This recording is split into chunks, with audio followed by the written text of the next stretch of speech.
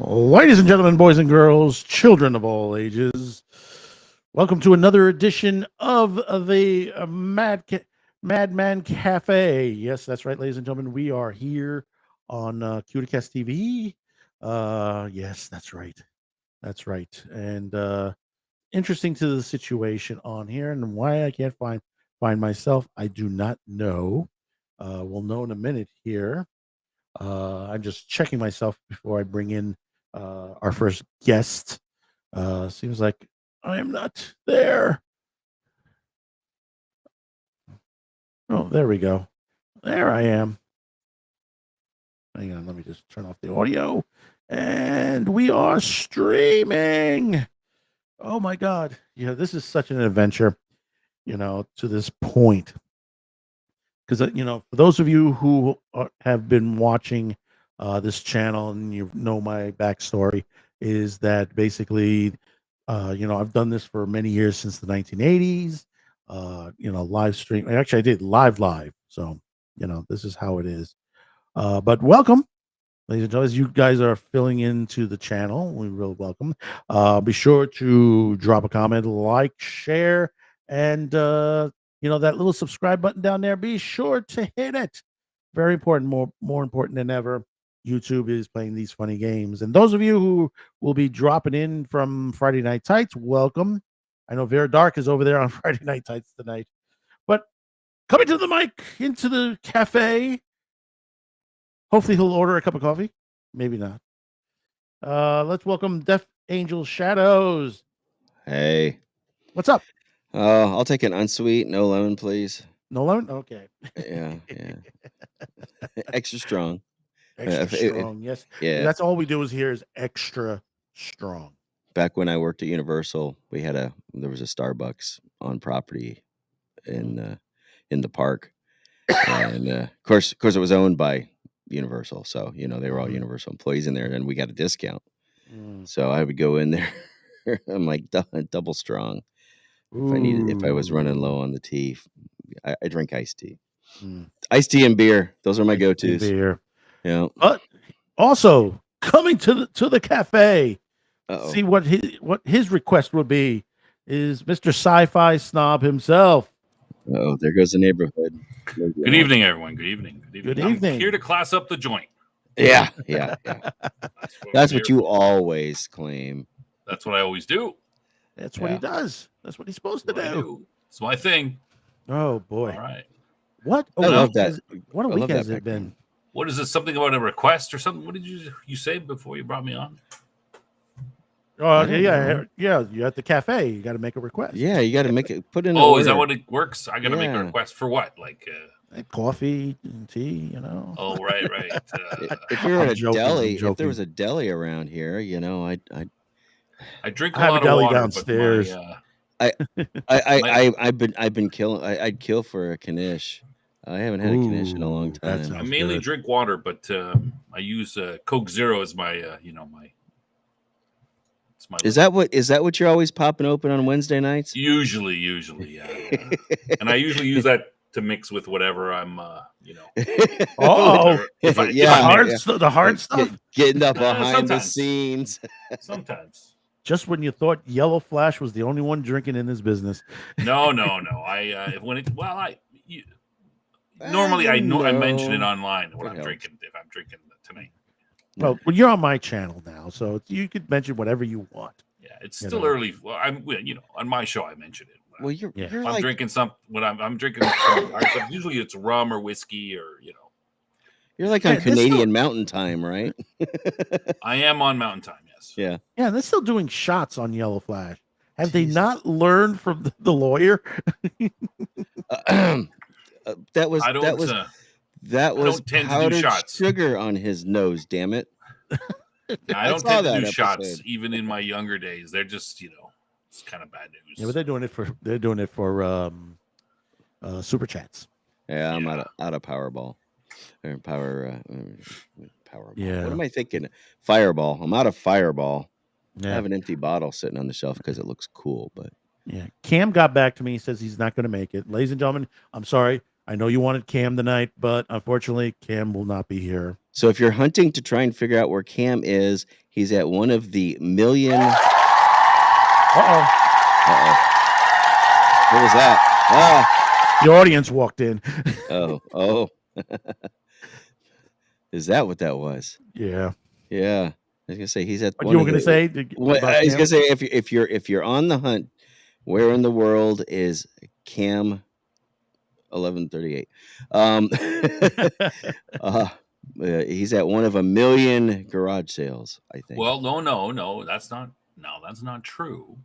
He said he was having a garage sale. He said he was having a garage sale. Well, that means he's at one of them. Well, no, there's probably a million of them going on in the country right now. It's like garage sale season here, man. He's hosting one, right? Yeah. So that narrows it down a lot. People are hosting garage sales in America. There's still a million of them to check. Well, probably not. I mean, million, maybe, it might narrow it down or something. I don't know, man. You might be able to hunt, these people around here in Tennessee, they have like 27-mile long garage sales, and I'm not kidding. I'd never seen such a thing in my life. Everybody. There's people right now that are probably still set up on the side. It's Friday, right? Friday and Saturday, not Sunday. No. Sundays, no. You don't do anything on Sunday. Go to church. Garage sales here in New York go down to Chinatown. We have a lot around our area too, but I live in a little bit of a rural area, and they usually go on between April and September, and it's usually Thursday, Friday, Saturday, or some people do Friday, Saturday, Sunday, depending on your, how religious you are. Yeah. Sunday. Well, that's even the Sunday people, they like start at 12 or something. Yeah, 2 in the afternoon. I don't know. They do, but you will literally. They have one that there's a couple of them actually around here where there's like everybody along the highway, and people who even set up at empty lots that are on the side of the highway and stuff like that. You see tables and really most stars are at the house. People are doing it at their house, so you got to drive around. And it's there's people there's houses on highways, snob. Oh, okay, well yeah, that's fine. I live off of a highway. Okay, yeah. My address is a U.S. highway. Lots of people do, but I'm saying that it's not. On here, we don't. Yeah. They don't set up their tables on the side. But of the highway. You'll see that like where an old business that's closed down and the property is basically been abandoned at that point. Really? You'll see people setting up in their little their empty parking lot where the building's not even there anymore. It used to be a gas station, and the only remnants are. Bring out all your stuff to that spot. There might be a sign left, but the building's gone. The what's left of the sign. But no, this is October is when I think they start doing some of that stuff. Plus, you got the Amish around here and the Mennonites, and that talk about culture shock. I did not grow up with Amish or Mennonites, and I was going to pick up my rental car or my rental pickup truck actually because I live in the South. I'm not going to rent a car. I'm going to rent a pickup. And was driving over there to take it back. And of course we get behind a buggy. And it's just like, you're welcome to Tennessee. So, I remember down they have in Florida, they have like a circus swap shop down there. They have 2 of them, and the second one that opens up like it's supposed to be Tuesday, Thursdays, and I forgot the other day on there. And they have people come in, and it's almost like a garage sale. Yeah, it's literally a garage sale. Yeah, and the what is it? You said circus? Yeah, they have 2 locations. The location where they have the garage sales is like way away a bit, but the main place is like there's they just have like little shops and stuff. They sell like little trinkets and stuff like that, and then they have a circus in there, and then on the outside they have a drive-in movie theater. Oh yeah, well when I was a kid in Florida, the drive-ins is where the swap shop. I think it was called the swap shop. Yeah. The drive-ins in Orlando, the drive-in theater that was on Colonial Drive was which is long since gone, but that was a flea market. Friday, Saturday, and Sunday mornings, and of course unfortunately, drive-ins kind of died. There's one. There's what's left. You could still see the board, but right off down the street from my house. Uh-oh. Always Uh-oh. get Oh, wait a minute here. Let me see. Give me what? 1 second here. No, we didn't get Cam, did we? I think Cam just sent something. I don't know. Uh-oh. I think he might be showing up. I don't know. He says if I get finished up, I think he might be showing up. Well, good. I want I want all of his games. Every copy of Oh Catan. no, it was a thumbs up. Seven. I'm sorry. Oh, Sorry. Just a thumbs up. I'm trying to wheel and deal with him. He's the fun of it. No, I'm kidding. I know if Cam was having a garage sale, I'd want to go over there and. I know. Yeah, if I was in his location. He was trying to clear out a whole bunch of stuff, wasn't he? He's trying to get rid of man. I'll be in there. And then what's he do? He says, "Oh, I'm thinking about buying more TTRPG stuff." I'm like, well, I mean, you got room now that nature abhors a vacuum. That's right. I'll give you that. I'll buy that for $1. How about that? That's what I said. I'll buy that for $1. There you go. Oh my gosh. Okay, there we are. We are running on Rumble. Ladies and gentlemen, if you're watching us on Rumble, welcome aboard. Yeah, everybody get on Rumble because I need my stock price to go up. I do. I believe in Rumble. I still believe in Rumble, even though there are some issues. I'm a little pissed off. There are. They need. I always thought that Rumble should acquire Odyssey and make Odyssey the front end. Oh no, Odyssey still has its trouble. Its lawsuit's trouble with library. I think. Yeah. They do. Well, maybe after that's settled, because Odyssey, I'll tell you, they have the UI perfect. Their UI was great. The problem is the back end. And with Rumble, it's the opposite. The back end is really good, but the UI is. I know. I mean, I have a channel on there, but I'm now that I'm doing all this live streaming and all this on that, I only can handle 2 right now at the moment. Yeah. It's either decide between Rumble, BitChute, and Odyssey. I gotta go with Rumble. I haven't used BitChute in years. Well, here's the thing. My personal opinion on that, Madman, is that you shouldn't try to split too many platforms. It just gets a big mess, and people don't know where to. I mean, I don't think people are that picky about YouTube. Like, creators. Oh, I don't like Odyssey. I don't like YouTube. I don't like Rumble. I don't like this. Right? They are picky, but I don't think the audience is that picky. They kind of want to stick with some. They kind of want to stick with something, but if they like your stuff, they'll go to wherever it is you'll go. Right. So, because I don't mind watching things on YouTube or Rumble or whatever. So I would kind of maybe stick to 2 or not too many, because then you get your audience all split up and become messy. Well, I mean, at least Rumble has a Roku app. I probably watch, and I'm maybe I'm an exception, but my wife and I. We probably watch 80% or more of our YouTube on the television. Same here.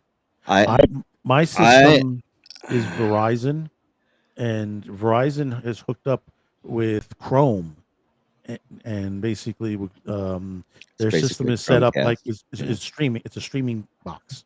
Yeah. Now, I mean, even though I have access to cable TV, but I could flip to the other side and use just for streaming, all my streaming apps, YouTube, Netflix, and all that. Same system. I fired YouTube TV. I still am a YouTube subscriber, and I know Jason likes to talk about that a lot. He kind of doesn't make a delineation between YouTube and YouTube TV, and I'm like, no, there very much is a delineation. There's a difference. YouTube TV is basically a cable company. YouTube itself is not. And, if they ever try to merge them together too much, I think they're going to get a lot of well, they might backlash. Have to, especially now linear linear is beginning to take that shift, heading to the sunset. I mean, figure we got about 20, 25 years maybe left. It depends on right now what ATSC 3.0 is going on. And if Well, anybody's going to stay on that, because basically now they're going to have to buy a DRM system now. well, yeah, and of course, I don't know if my TV will even do. I don't think it'll do ATSC 3. Yes, again, yeah. With the equipment that's coming out, you just plug it Yeah, in. with equipment, with something else you got to buy. But I don't think my television, my current TV, is going to do it. And I'm cheap. I'm not going to go buy something else for that when I, Well, you the thing know, about it is that's the difference. If it's a DRM system, it's going to be expensive. If they right. go with the regular, what originally with the 1.0 on that, it's an antenna or a swap box that's like $20. That's it. But I the heard what? I heard VCRs are making a comeback too. Yes, they are. I heard Walmart was selling. Yeah, I Walmart know is. I know I saw cassette tapes. Of course, they've had the record players now. Of course, record players with a USB port. Go figure. They've had those for several years now because my dad had one, and he's passed away a long time ago. But yeah, now they've got you can go buy real film cameras. Of course, you have to ship it off somewhere to get it processed. I'm sure. Mhm. Disposable Or cameras you like do we it had yourself. when we were kids. Well, yeah, yeah, you can if you get the chemicals and you have a dark room and then heaven forbid if it's color, then you've got to have even more chemicals. Don't do color. Color's a pain Black in and the white, ass. yeah, color is a big pain. My dad was he used to take professional wedding photos and stuff like that when I was very little. He had this little bag and he had the camera that you would flip up and had the little side guards and had a grid on it and everything, which was kind of cool, and the double lens and all that. I forget what the name was, but Mm, you know, it wasn't your standard regular off the shelf 35 millimeter camera. mm. Well, let's talk about this. This insanity today. I don't know if you guys were watching the press conference, which was like, okay, we're gonna have this press conference at about 9 a.m. Oh no, no, I no, no, did not 9 see that one. 9:30, maybe 10. That was the from Utah. They just kept pushing it back. And they say, They "Oh, you got to always push it back do to that. the afternoon." Could I get lunch at that point? But we know now that basically Charlie Kirk's shooter has been arrested And alive, which is and something that alive. I very much wanted, and I was mentioning this on Jason's show.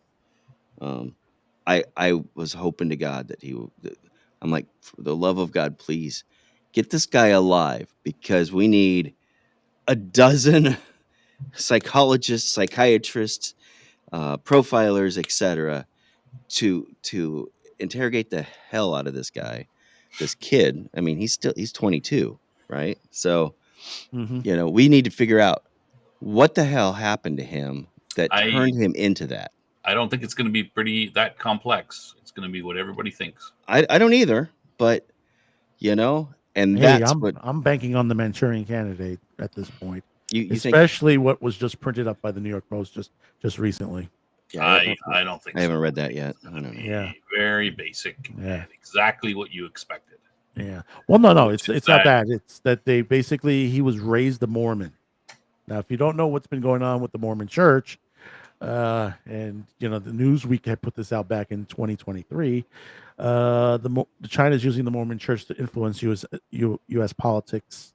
The investigation back then was looking at, and they said this family was like a devoted Mormon family to that point. But then again, if you're in Utah, you're a Mormon. well, they do seem to Not be always, very but yeah, the yeah, not majority. always, but they do seem to be very middle class, Hmm. Republican, very normal, basic family. But they said that their son had become. It says that he's become radicalized Right. in the last couple years. He got a scholarship to university and only went for one semester and then dropped out, went back home and moved back home. This would be 2021, I think. So Right. 4 years ago. And then he slowly became more and more radicalized, they said. he was Yeah, but he spending his was time he online and doing all kinds of stuff like that. So wasn't he but he was going to school again though, right? I don't know. I didn't hear that, but Yeah.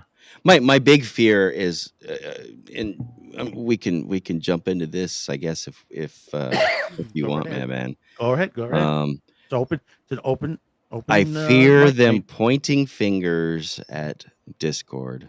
We Oh yeah. can't. Oh, that I was about to bring that up. Exactly. Yes. oh really? I've yeah. Yeah. I don't Yeah. think that's a problem.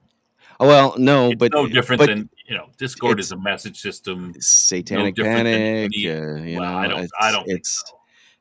I do. I mean, I it could really have been text messaging. It could have been on right. Facebook. It could have been But other types of bulletin they're. boards. I'm afraid that some people are going to be looking Could have, for a it, scapegoat.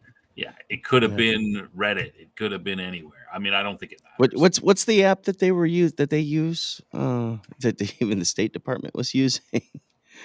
um, And the only portion I saw Discord mentioned was where he was talking to his friend, yeah, this roommate or something, where they might have been discussing after the assassination. So right. I didn't hear that he had been, quote, radicalized on Discord. I mean, They said he probably, was in chat rooms yeah, he and could have Tifa been, chat rooms. yeah. Yeah. That's what they were saying. But the other thing, I don't know if you guys heard it, but I pretty much heard this, and this was at the press conference. And the guy says, well, it was sort of that he was a trans furry activist. I was like, uh-oh. That seems, I haven't heard any more about that. Yeah, no, I haven't heard anything more since that was Trans furry. mentioned this morning. Yeah, that And I seems to said, be, and I know people in the furry Um, community, and they do not need another situation. they already kind of They already have kind of like have looked their at with disdain, like they need their head examined, and exactly. I Well, can't here's say I disagree with that opinion. But if you want to dress up like an animal, okay, I guess. Well, some you know what it is. A good percentage of them do it because that's their job. They may work for a sports team or a particular restaurant or something like that, Sure, and they they're like to do the time. mascots. The They're mascot. mascot. Yeah, The guy I used to work with back in my public access days, God rest his soul, Richard Concepcion. We had the show Rabbit T. Rabbit and Friends. That was his yeah, show, and we had gigantic costume with him, and right. and he was always loved by the furry community on it. And he would go to the events and stuff like that. My Yeah, friend Willie, he was like saying, "Oh man, I wouldn't want to go to those." I don't His- think dressing up as a mascot for your high school team is quite the same as being a furry. well, there's a difference between that you wouldn't believe and it. the kid whose parent said, "Well, you need to put a litter box in the bathroom." Okay, which we all know that story. We've heard that story, I'm sure. But parent demands, "Well, my daughter identifies as a cat, so you need to put a litter box in the ladies' room." No, no, you don't. You need psychiatric help. I'm sorry, your kid needs help. Didn't they go to court for a school that were just like you should not be putting litter boxes in classrooms? Yeah, you should not. I was like, but as far as the furry community, with the mascot ones, a lot of them they do go to these furry cons and stuff like that because they sometimes they don't do a lot. Their work is not year round and they're always looking for other work. And so Yeah, it's sort of like a convention to sure. looking for other jobs, but then it gets a little crazy There's a sometimes. difference between, though, like I said, you like to dress up every now and again, and okay, that's cool, whatever. But when you have a break between this is a hobby and you really think that you are, that's where the problem is.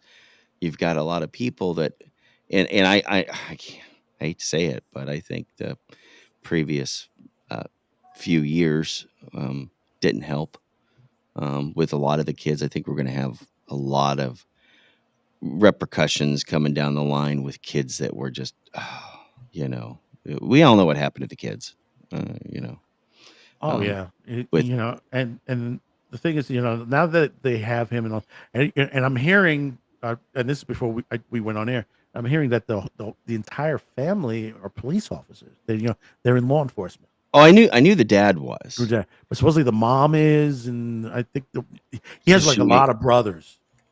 Oh yeah, okay. Well, he's the oldest, and I He's the believe oldest, but there's it's like three most of of the them. family, like the aunt, the uncle, they're, They're they're all law all law enforcement. enforcement. And wasn't there was another one whose mother was a law enforcement officer. I think she was a deputy. Another one of those. Another shooter. Okay. Yeah, this was several months ago. Several months Oh, ago, that and narrows it down to about a dozen. yeah, right. Well, that's what's scary.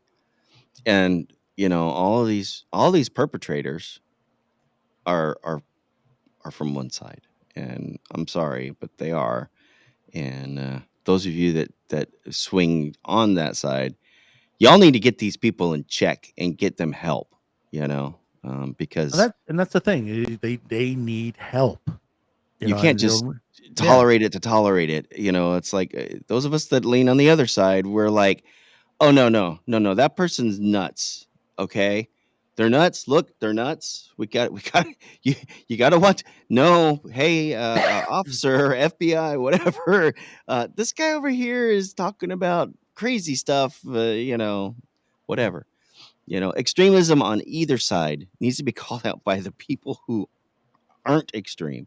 It's just there seems to be an awful lot of extreme on one side versus But the also, other. it's also a lot of parenting that needs to be put their foot down, Yeah. and then check on their kids. I mean, you remember when we were on Sci-Fi for Me, and we were talking about the Judas Priest situation, the Right. lawsuit. It's Right. like these two guys, they self-deleted themselves. These two young guys, and they try to blame Judas Priest. It's like, where were the parents? If these guys were depressed or anything, they were locking themselves in a room, drinking, smoking pot, listening to Judas Priest. Where was the parents? They're okay. They listen to their record albums. It's not the 1950s, But Pam's in there with her girlfriends. They're okay on there. Maybe we'll bring a Coke in later on in the evening. It amazes me because that when you hear these things, whether it's the young kids that they go off and do something really nasty like this, or they end up killing somebody, or going school massacre or something like that, and they're like saying, well, they were a loner, that. Well, why didn't you talk to your kid? Well, Talk to them. you gotta remember that these parents are going to be very, very upset, and so the tendency is to blame someone else, right? Oh yeah, now after the That's fact. fairly. Oh, I mean, it's very typical. I mean, you can't be too. You know, I always, you listen to that stuff with a grain of salt. Of course, the parents upset, their kid has committed suicide. Sorry, I shouldn't have said that word probably. Self-delete. Yeah, but they're going to be upset, so they want you look for something to blame, and you don't want to blame yourself. So Yeah, Dungeons and Dragons, Judas, heavy Well, metal, or heavy anything metal, like yeah. that. No, I was there. I went through They all can that crap. they can all that. I was, I went to private schools as a smaller child, and back and forth a couple times. A couple times we tried to go into, I got my parents to put me in public school, and then we moved and we went back to private school. They didn't like the way things were going with the public schools. Yeah.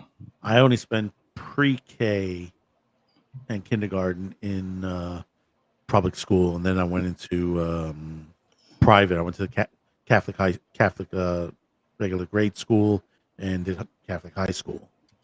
Right. Went to an all boys Catholic high school. Holy Oh my crap! God, you poor guy. Well, that's where I got my start in public access. Is because I Yeah. met a couple of guys that were there. They were like, "Hey, you want to come and see a show?" I said, "Oh, okay. Where is it?" And it would happen to be down the block from where I live, on 23rd Street, down Yeah. 23rd Street, and went to the studio, and the rest was history. It's a lot of these guys have moved on, and they're doing very well for themselves these days. Yeah. My friend David Shifter, he does movies. He's with a couple of big major stars. He does these low budget films, stuff you see on the Sci-Fi Channel. He's done a couple of sci-fi movies. That's kind of cool, though. You know. Oh yeah, and he's done a couple of regular cop shows and stuff, low budget stuff. He was Commercials. on that Headless Horseman one on Fox. I love that show. Yeah, he was in the background during one of the what do they call it? The dream Uh, sequences. He was one of the yeah, characters in the dream Crane. sequence. What was his Yeah, Ichabod Crane? But yeah, what Ichabod, was yeah, what that was the Ichabod name of Crane the show? show. Sleepy Hollow. Sleepy Hollow. Yeah, there we go. Sleepy Hollow. Yeah, I yeah. loved that show. My wife loved that show. My mom liked that show. You Yeah. know, and it's very rare when uh, mom hated sci-fi. So that was my dad and me thing. You know, we would with Star Trek. I Mm, remember him watching reruns of Star Trek 4 o'clock in the afternoon on the local CBS affiliate. Why it was on the CBS affiliate there, I don't know. I think it was on the NBC affiliate up in the Chicago area. You know, mm, but but it was on. You know, it was before the news. They would play an episode of and then they still, of course, when they decided that they didn't want to pay for that, then there became a 4 o'clock news. It's like, really, people are mm, even home for work. But mm. But but yeah, yeah. but mom, she didn't like a lot of that stuff. She didn't like. So when there was a show that kind of had the whole fantasy whatnot mix in there that we all kind of liked, that was kind of cool. So, although I did see my mom cry when ET came out. I remember that. Who She didn't cry when ET came out? Who I didn't I cry when they killed when I old was Yella? well, you're a little older than I am. I think Mm, both of you guys are just a hair older than I am. mm. Uh, But the other I thing I never wanted saw to, them yeah, together. Sorry. yeah. They shot no, they shot old Yella at the end. That's I what it think I was. remember Star Wars. Star Wars and going to see Star Wars in theaters was like one of the first things I remember. And then I remember when Smokey and the Bandit came out and being so mad because my parents got a babysitter for me and I wanted to go see it. Are you I'm kidding? like, "Why are you going to go see the movie I want to go see?" My first big blockbuster thing was Jaws. My dad goes, God rest my dad's soul. He goes, okay, kids, where do you want to do the circus or go see this movie about a shark? And was like, maybe we'll go see the shark. I don't know if I want to smell shit, in Madison Yeah. Square Garden, for about 2 hours. Let's go to the shark, and that was the mistake I had when I was a little kid because that scared the shit out of me. Yeah. I remember Especially, watching the Poltergeist. oh, Oh my god, that scared the ever living daylights out of me. I was like 9 years old, 8 or 9 years old, and I'm like, mm, especially the scene in the bathroom mm. where the guy's, face falls into the Oh sink. God, Yeah, and of course that was what all claymation too, right? That's how they did that. yeah. Kind of the same way that they did Schwarzenegger with in what was that the movie where he goes to Mars. They blew up the guy got exposed Total there. Recall. Total Recall, yeah, thank you. That was done with claymation too. And I think so was the Indiana Jones 3. Yeah, there was some claymation on that, especially Yeah. the rail car scene in Oh Temple of no, Doom. well, and 2 when they The rail car scene wasn't real. It was like right. literally just they made like a little model with little clay figures in there. Yeah. Yeah. When they looked inside of the Mm, ark yeah. and But yeah, go ahead. melted. I was gonna say they just melted. Mm. Before I put this to rest with the Charlie Kirk situation, there is one more thing I got to bring up. Sure. You guys know what happened at TMZ, right? Well, I heard that they were the story they give. It doesn't add up from what I've heard. They were reporting on the Charlie Kirk thing, and apparently some guys were allegedly watching a car chase somewhere else in an adjacent office and laughing uh, quite prolifically, Mm. and it just came across wrong. Well, the thing about That's the it, story they give. well, that's the story they give you and the apology they give. But unfortunately, you know how it is on the internet. Hmm. And, these internet trolls and stuff like that. And, guys at Kiwi Farms and all them, that they'll scrub through the video. Well, somebody scrubbed through the video, did the timing right. The time of the chase wouldn't coincide with what happened with the Charlie Kirk situation. Uh-oh. Yeah, Busted. busted. Exactly. The person said, "No, they were laughing back there." And then right before we just went on air, before you linked in first, Jeff. Basically, I was listening over to FNT, and I think was it Vera Dark was that she's guesting tonight. I think she had said it, or was it Nerdrotic that they knew somebody that used to work at TMZ, and they said no, that's their politics over there, over at TMZ. Yeah. That there's a bunch of people that have that liberal politics that doesn't like, people like Charlie Kirk and all, Donald Trump, that situation. Yeah, free speech as long as it's our way of thinking, as long as it's our speech. But we don't like the other side's speech. No, you can't say No, anything. no, We're gonna not at shut you. all. We're gonna shut you down, shut you up. We already went through that hell. Yeah. That's not gonna ever be allowed to happen again. No. No, it's not. It's not. It's not. And you see all these guys that are lining up to replace Charlie Kirk. Oh yeah. Within Well, that phrase, I post a lot of things every time I see something on X where somebody's screenshot or whatever of something. I'm like, yeah. I say expose them all. Expose them all. Hashtag we are Charlie Kirk. Mm-hmm. That's what I put on it. And I just did that on my own. I'm sure there's some other ones out there. I'm sure I'm not the only one that's doing that. Nobody told me to do it. I didn't see anybody else do it. I just started doing it myself.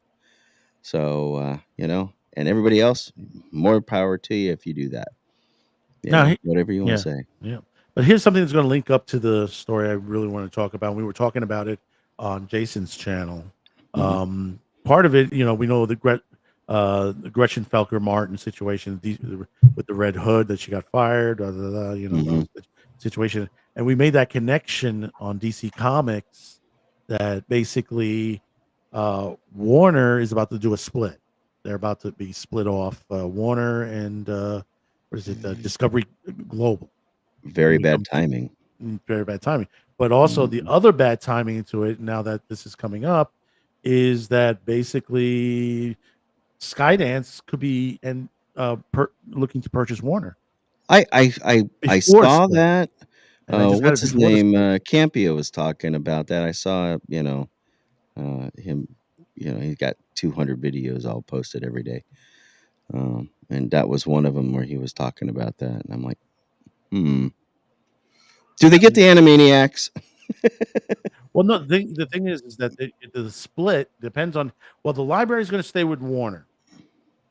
Library Productions, HBO Max, all that, the film part, the Hollywood part is staying with Warner.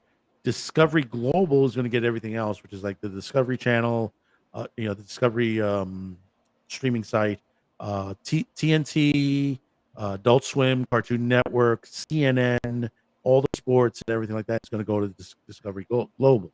They just should rename Discovery Channel the reality TV network. What reality TV? I mean, that's what it is. I know that's what's reality left. TV. Left. Well, they just their other channel. What was that hell of that name of that channel? I'm trying to remember. They used to have a lot of reality. Well, they had Discovery Nature, and they all kinds of stuff. The Weather Channel's reality TV now too. Yeah, remember when the Weather Channel did nothing but show your local on the 8s and the national weather, their national weather desk, which I think was in Atlanta, or something like that. Is headline news still a thing?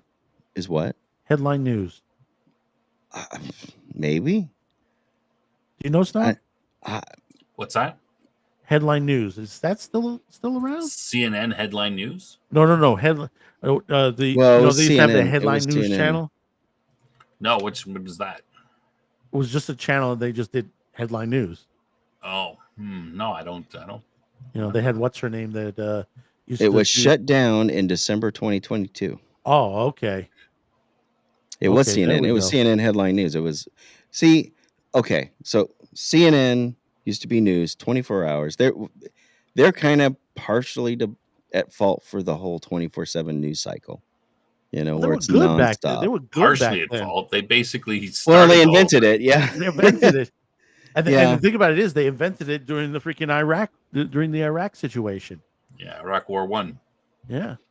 Well, I mean, no, CNN was 24 hours before then, but it was a lot of you're right, they recirculated programming. That's Yeah, how but they most- wee hours. became. That's how they became famous, though, because no one was watching it. But now all of a sudden, it was Iraq War. And then all 24/7. the headlines were, no, I mean, I watched CNN back in the day. I mean, James Earl Jones did this is CNN. Yeah, You but know. the thing about it is, in Iraq won. All the other news networks got cut out of the war. They couldn't broadcast. CNN was the only one who was able to get a signal out. Yeah. So what was everybody watching on as far as the war? CNN.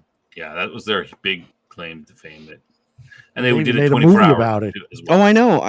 I So got in my that's how car. They got their big thing. I'm like, we had CNN on the TV. I got in my car. I said, "Hey, Dad, I'll be back. I'm gonna go to Taco Bell." I went to Taco Bell, come back, and the war started. And I'm like, "Damn it! I missed the start of the movie. I mean, the war. I mean the, And I have buddies who were there. People that I've worked with that had served over there. Yeah, but now that they're splitting them off, what's going to happen with CNN now? Are they going to change it again? Situation. I mean, because they're already changing TNT, TBS, and one other channel. One other channel, the reality channel, the other reality channel they had is all sports. It's all like secondary sports. Yeah. So what is what is the big thing with this, with the splitting of? I mean, why should we care? It's basically they're shedding.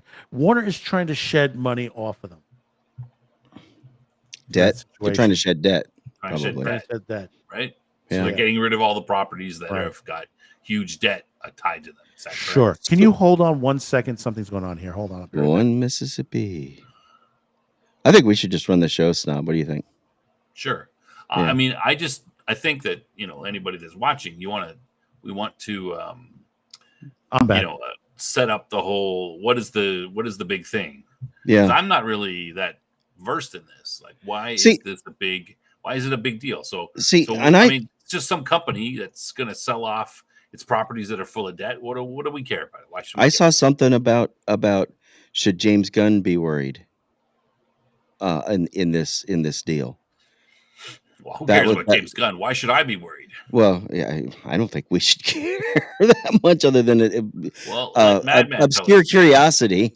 Watching from a distance, just shaking our head. John Q. Public. The thing is now is with depending on how this is going to happen. If Skydance buys Warner, they're going to buy it. It's not going to split up immediately to the point on that at first until the purchase. If they get approved, and that's the thing about is the government going to allow them to merge? Because you got Skydance and Paramount, mm-hmm. and then now you're going to have Warner, which we made a joke. I don't know if you heard it, Snob, but it says now we're going to have Star Trek and Babylon 5 all in the same house. It'll be great. There we go. Yeah, cool. They're not going to do anything. Think about that. Just don't do crossovers, please. Yeah, no crossovers. No crossovers. They're not doing anything. I mean, they're not doing anything with Babylon. Well, no, I shouldn't say that. They have done things with Babylon. I don't know. Straczynski, I saw something that came across about Straczynski saying something about Doctor Who and stuff recently, and I'm like, well, Babylon 5, the animated movie is fairly recent, a couple of years, right? Like, so they have. Yeah, I haven't seen it yet. So. I shouldn't say it. Why I can't watch it because we can't watch it yet because we wait to the end. Yeah, the long road home. We have 3. Yeah, you can't watch. Yeah, we have 3.5 seasons left, or 3.25 seasons left, I guess, at this point. I haven't watched any of the movies. Yeah, except for the pilot. We watched the pilot. Yeah, of course. Yeah. But the thing is that if it doesn't happen, Skydance, Warner will split into 2, which would shed off a lot of excess fat in the Warner company, and then that one company will go bankrupt. No, they're going to sell the stuff that's. If they split, usually one offloads debt on the other. Yeah. So what are they going to sell? Well, no, it's CNN will be part of the split, which was called Discovery Global, which will be the Discovery itself, the Discovery streaming site, CNN, Cartoon Network, Adult Swim, TNT, TBS, and all the sports. Really? Yeah.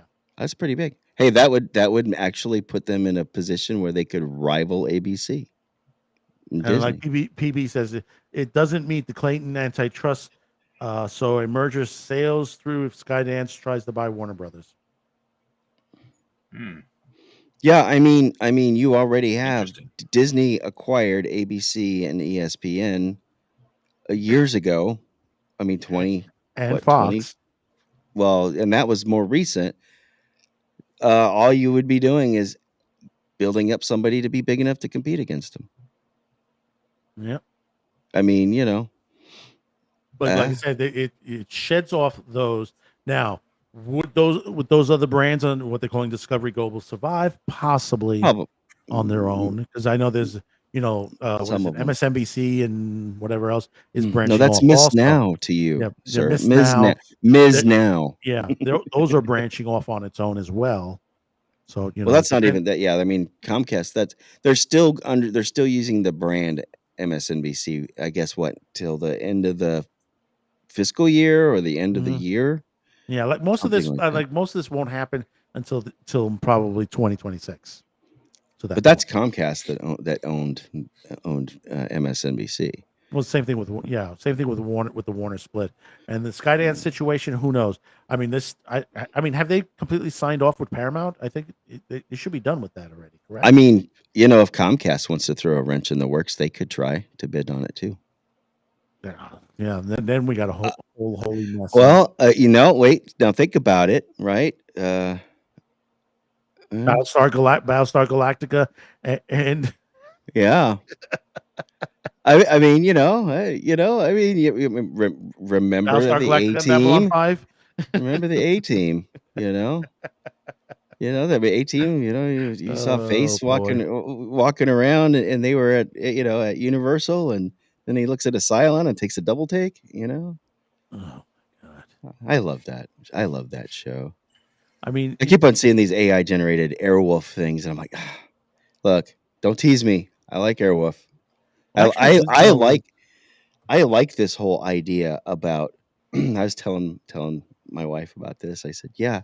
So there's this rumor right now that they're coming out with a Knight Rider movie, right? And I hope it's not a reboot. I hope it's a continuation. Like I would love for them to actually have Michael Knight no. Let me. reprising his role as the elder knight, Well, in charge here's of. the issue. It's a three-way issue. Where are they coming from on this? The end of the original series, Oh yeah, the no, we TV don't. movie, or Team Knight Rider? Not Team Knight Rider. Well, Remember, there was was Team Knight Rider a the one Knight that Rider had the movie. scooter and the motorcycles and all that? Was that Team Knight Rider, or was that was Knight Team Rider Knight Rider. 2000? Team Knight Rider, which ended that you found out that in that plane that they were in was Yeah. actually Kit Oh, okay. at the end of that, and like Of course, Michael the Knight. voice of Kid is dead now.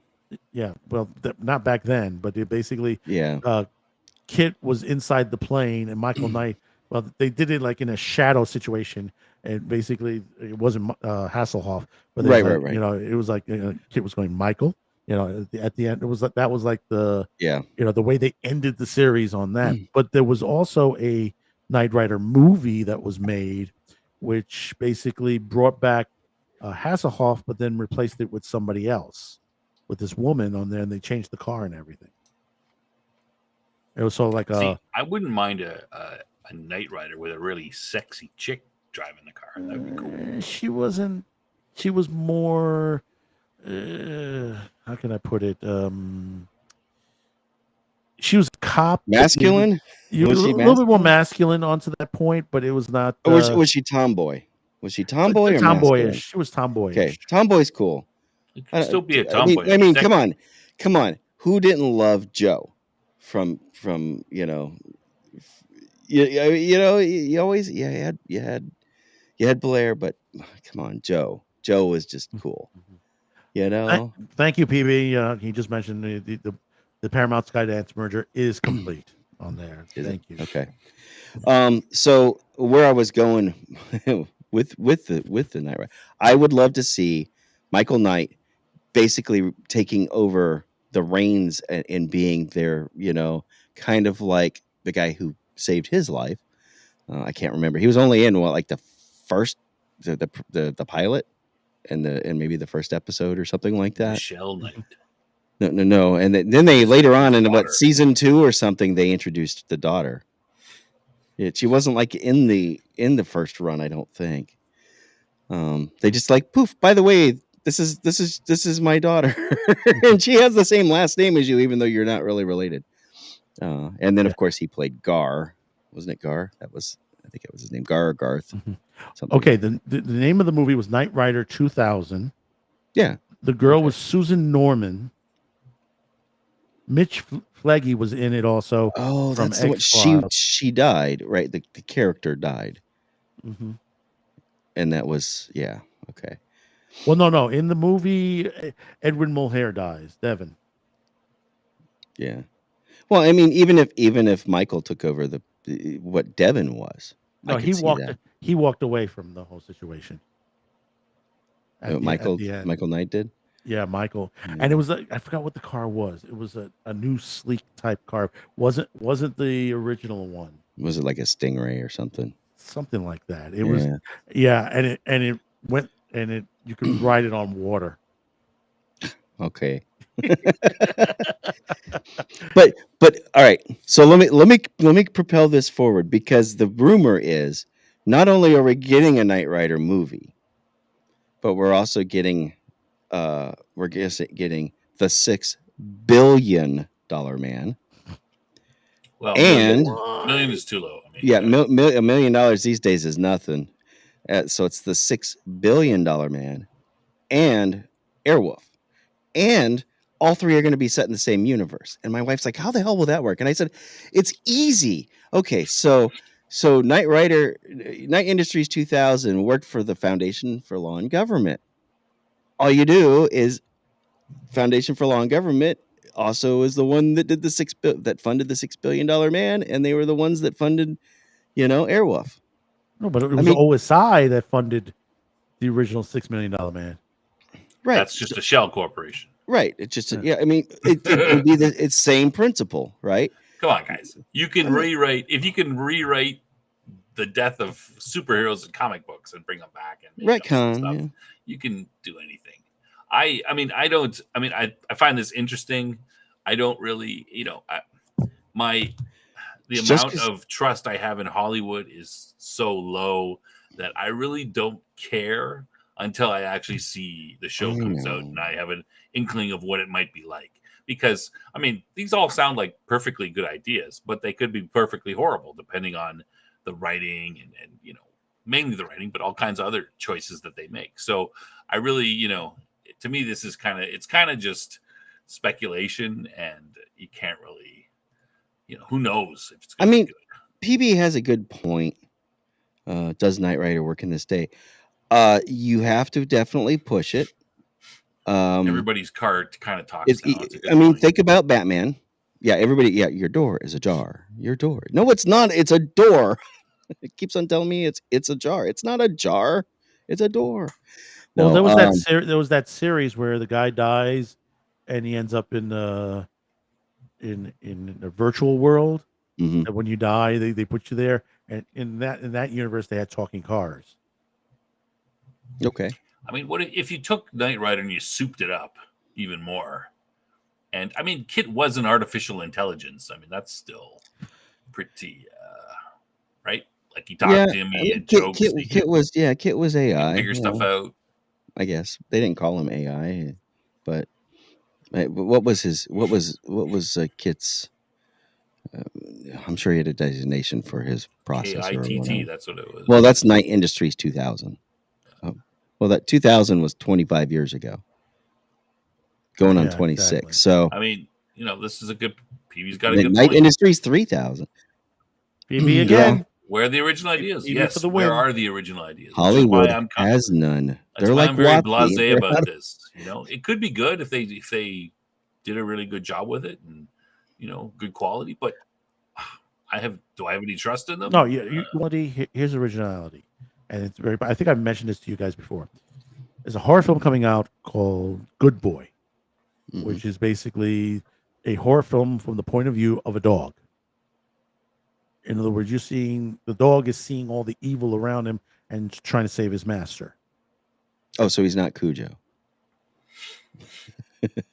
No, it's not a Cujo. Yeah, I get it. So it's not. That's what I said. It's not Cujo. Because there was another movie. Can you imagine a horror film from back Cujo's where you got it from the point of you get it from the point of view of the spirit in the horror film also. So it's like the point of view of the spirit. In this case, this is the dog, and I'll tell you, it's on YouTube. It was the video went through the roof. I mean, the distribution company is going to be expanding theatrically.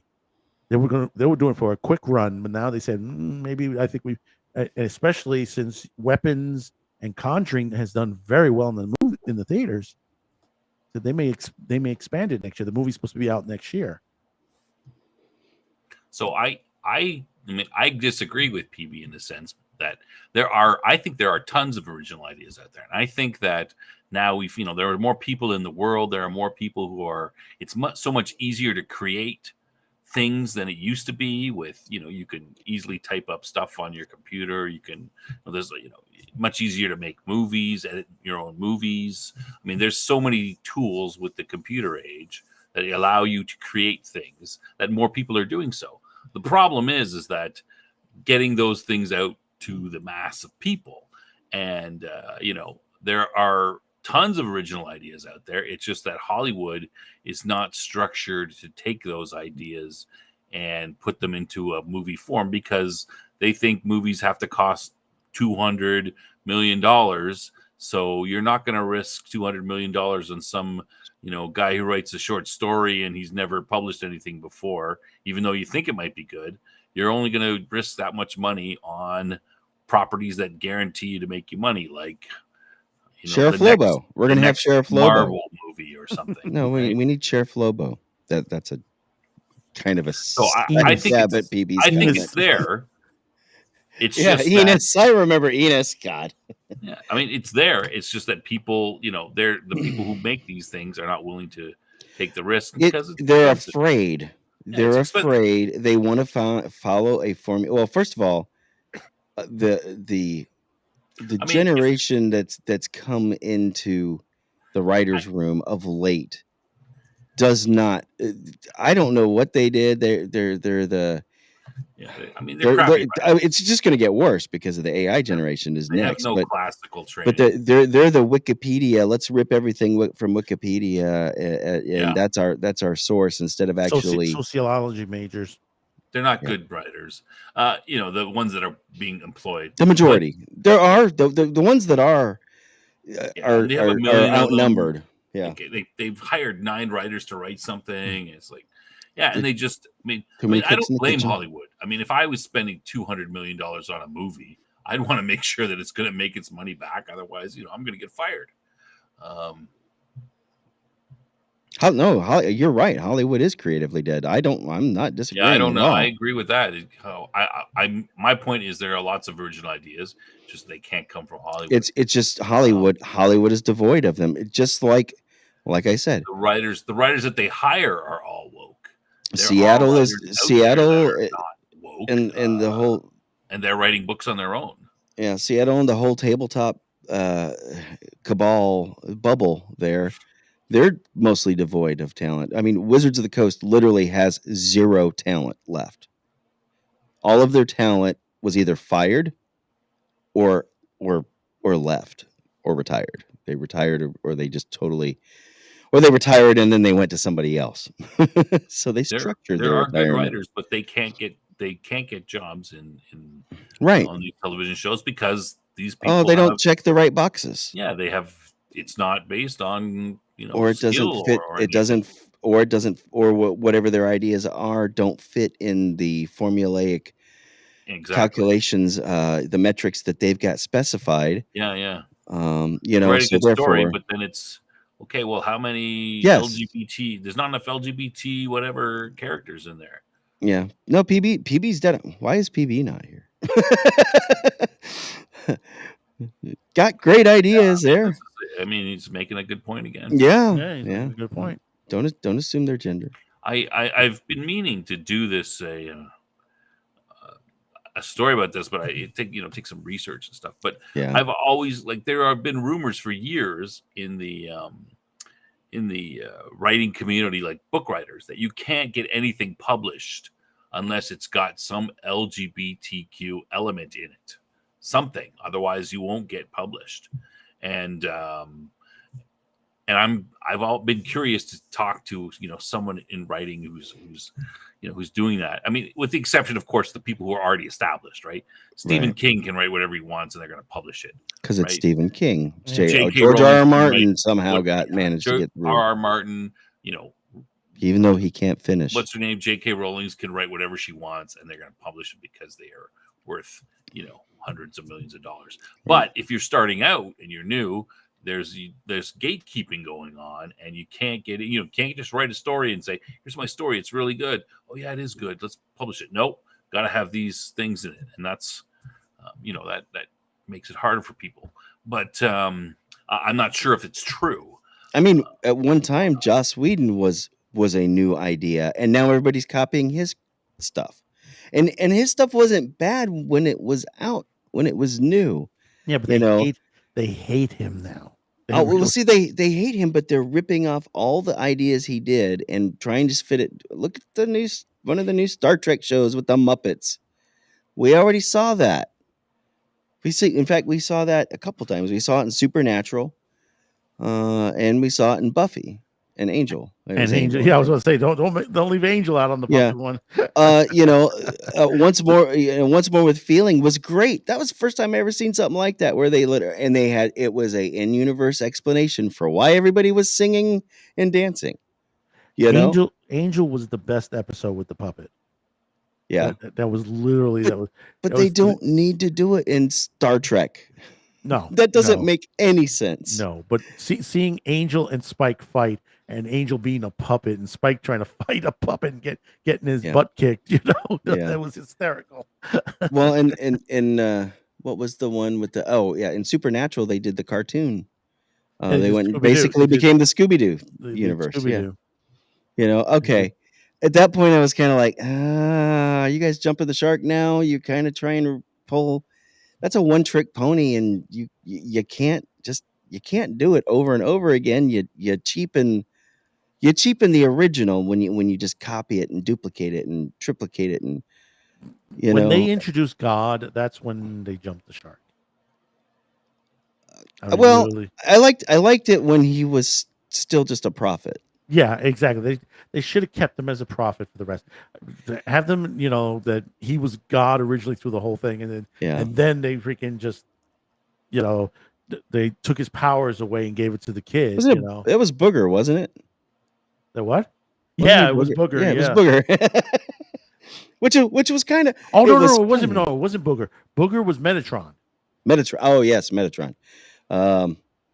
Who was he? Yeah, it's just. I mean, it was cool, but yeah, I liked. The first arc was cool. The second arc was all right. Are you in touch with PB? I am not. Okay. No. Why? No. I don't know who PB is. Oh, okay. We found it by watching you. No, I don't know. Or was he watching? I didn't know, because he's got some good. He's got some good links on. He's got some great takes. Yeah. He got some great takes on that. I'd love to hear him.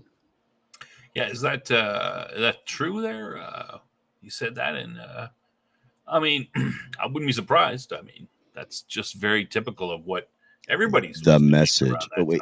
Yeah, well, they all Kurtzman. seem to be. Yeah, I mean, I'm not surprised. There was a time when Kurtzman. Yeah, there was a time when Kurtzman had something decent back in the day. Now it's like it's all garbage. I mean, the writing that came out of that area was just so horrible. I couldn't stand it. I mean, I was watching some Star Trek Discovery. I mean, from the beginning, it was very wasn't good. But when you got to season 2 or 3, I still watched it because I wanted to. I just couldn't believe the trash. I like, wow, like this is the worst writing I've ever seen. I mean, When I started how doing the could you story on write the this law, and think yeah, it's good? when I started to do the lawsuit that was going on for Discovery, as I refused to watch it. I said, "Oh boy, here we go. They stole something again." Because they did steal another guy's uh, pieces of his video game and used it in Discovery. Uh, Discovery is so bad. Yeah, It is like, to me, it is unbelievable. Like it should actually be watched as a, if you are a creative writing or any in the, that type of thing, it should be watched and shown as a example of what not to do. I mean, for example, and this is very somewhat minor. They spent the entire first season talking about how the main character Michael Burnham is grew up as a Vulcan and is very unemotional and blah blah blah. And by the third season, she's crying in every other episode. She's breaking down and getting emotional about something. You're like, what is going on? Like, who and they never writes? talked about Spock's other the brother. No, Yeah. but I mean, it doesn't. No, where did Spock go from having a half brother?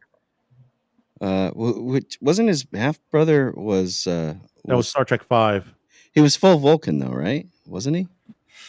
But he became Yes, kind of like a what would you call it? he had the ability to change your Take away your pain. mood. Yeah. Change your mood. Well, Burnham is a human that's adopted supposedly by the. Well, was she in Kinnemer or something like that? I or- don't know why I can't I remember. don't know. Who cares? It doesn't matter anymore. I don't know. Yeah. They make up some stuff that doesn't make any sense. Yeah. It doesn't make any sense because Spock's father died during Next Generation. Right. Well, they don't care. So if you go by Kurtzman the doesn't care. age and time period, Sarek was long dead before she was ever born. Yeah. I could not. I mean, I started watching Strange New Worlds, and then I tried, and I just, by the time I was just too burnt out from Discovery and Too many Picard. I guess I'm like, oh, how much garbage can I watch? And I started trying to watch it, and it wasn't so bad the first season. And then I kind of lost interest. It wasn't that interesting. And then now I see this present season, is it the third or fourth season? They've just been going crazy. Like it's like some sort of, I mean, I think because they know the end is nigh. It's a feminist wet dream. It's just wild. They're gonna turn people into Klingons into Vulcans and do a musical number. And I'm like, what the hell? Like, is this experimental? It sounds like experimental theater. Yeah. Literally, they're ripping off everything else. Yeah, like it's just what the hell kind of in Edmonton has where I live near Edmonton, and every August we have something called the Fringe Festival, and it's a bunch of artist types, and it's mainly plays, but people come out and they make there's like 100 different plays that people put on, and they're just cheap. Some of them are one-man stuff, but it's very experimental, and the people do weird stuff. And you go there, you find you don't pay too much money. You go there and you're like, oh wow, this was a piece of crap. But occasionally you find a gem. A gem in the turn, and it's a diamond in the rough, literally. Great. Yeah, it's great. You go and this sounds really weird. Let me go check it out. And you're like, oh wow, it was good, or no, it was weird. Oh, it was crap. Whatever. I mean, that's what that seems like they're doing with Strange New Worlds, right? Like, and it makes sense for some, a bunch of theater majors at the university go, hey, let's put out a play, and we'll try to get people to watch it, in August this year. I mean, that makes sense. But to do it on a major TV show, like. That's weird. Yeah. I don't get it. Yeah, I mean, PB is spitting nothing but. We're I don't want to be in an echo chamber. This seems to be the it seems to be exactly. They don't like Star Trek. They just use the platform to tell their stories. They don't understand that you can tell your story, but don't use an IP. Make your own IP and then tell your story. Yeah, make something new and interesting, and if it's good, it'll go. That's what happened to pilots where's all these pilots? Why don't they make these pilots?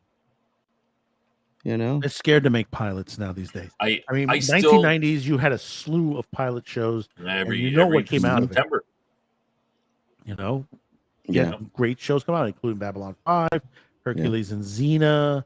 Well, I mean, there'd be tons that wouldn't make it too, right? Like, but some of them would were happen. worth that they were but there'd be worth some pursuing, but they didn't want to put the money into it. There was one where it was about two. I'm trying to remember the name of it. Forgotten Son, I think it was. It was about two Asian immigrants came in here, and basically they're trying to survive in a town where they're like racist in those situation, and there was like a music point of there, but the way they did it was well done. It was very well done up to that point. You know, and it got a lot of good reviews in the papers, but they didn't go past season 1 on it. Well, in a lot of these things, it wasn't the way that they used to do it. So, right, they would get a green light for a pilot. They'd sub what do they call it? A treatise, right? Isn't that what they call it? Treatise or something like that. Any rate, and in the 90s, they gave them a partial run. Yeah. I think that was what they called it. Was a treatise. Well, I don't know. my Anyway, and it would get greenlit, right? So they could make the pilot. They would make the pilot, and then they would test it on audience members, right? And then if the audience seemed to like it, they would go forward. If it would, and they would basically get the feedback from a test audience. Then once it was, reworked or whatever to make those improvements, then it would go and actually they would air the pilot, right? Because that's, what was it? Somebody mentioned Mr. Rourke, Fantasy Island. You ever seen the pilot for that? Boy, is that one dark. Well, no. Which Fantasy Island are you talking about? The original. There are two. No. There is Tattoo had already did the plane. Then there's the second one, which was McDowell was. Yeah, you're talking about there was three technically, and because then there was the third one was the one with I think the female Rourke or whatever the hell that. Yeah. I mean, the second one was okay. It was that turn. I'm talking about the original one from the 70s. It started in the 70s. Ricardo Montalban. Yeah. Yes, but have you ever seen the original pilot? Yes, I have. Yes, oh my god! I think really it's good. On Amazon Prime or something like that. You can watch it or maybe on YouTube. As part of one of their things. Treatment. That's the word I was looking for. Thank you. Yeah. Well, no. See, we need you, PB. The best episode in the original Ricardo Montalban Fantasy Island would be when he fought the devil. Yeah. Which was played by Roddy McDowell. Yeah. I remember those episodes. My parents. Really see, now that's another one of those shows that mom and dad would watch. I didn't watch it as a kid when I was little. Mm-hmm. But as I got, because it came on at 10 o'clock at night or something like that, 9 or 10. It was like one of the last shows to air before the news. Mm-hmm. So, but the second series took it from the point of view of how did the people, plan the vacation to go to Fantasy Island, but it was not that they planned it. It was that basically there was like a travel agency and people would walk by and suddenly they would be blown into the travel agency and say, "Hey, you look like you need a vacation. And you look like, yeah. And they would write something down, send it across to the other side. Yeah, you'll be going on this vacation. It's like this travel tube that goes all the way over to Fantasy Island. And there's Malcolm McDowell says, "Oh, interesting. Yes, we shall have them here." And instead of a white suit, he wore a black suit. It was a little bit of a supernatural. There's always been a supernatural element. It was always a supernatural, but they took it a little bit further more, to supernatural. And it wasn't a bad job on that. Out of anything of a remake to situation, that wasn't too bad. And then the most recent one, they just they just can I use bad language? They shit the bed. Yeah. It was, and they did have. I think they were trying to take elements from it. They had, Mr. Rourke's daughter, I guess, is who she was supposed to be. Of course, they had to make her part of the Rainbow Coalition. Because I only remember one, PB, but you might be right. May have. There's another show to do a rewatch on. Mm-hmm. We got so many. I don't know. Snob. I mean, there's a lot of great shows out there that that 7 Supernatural's a Day. really good one, but that would take how many Ah, years for us to do? jeez, 15 years. That's a 15 Well, no, season. no. Let's just get through Babylon 5 first. Then we'll worry about it.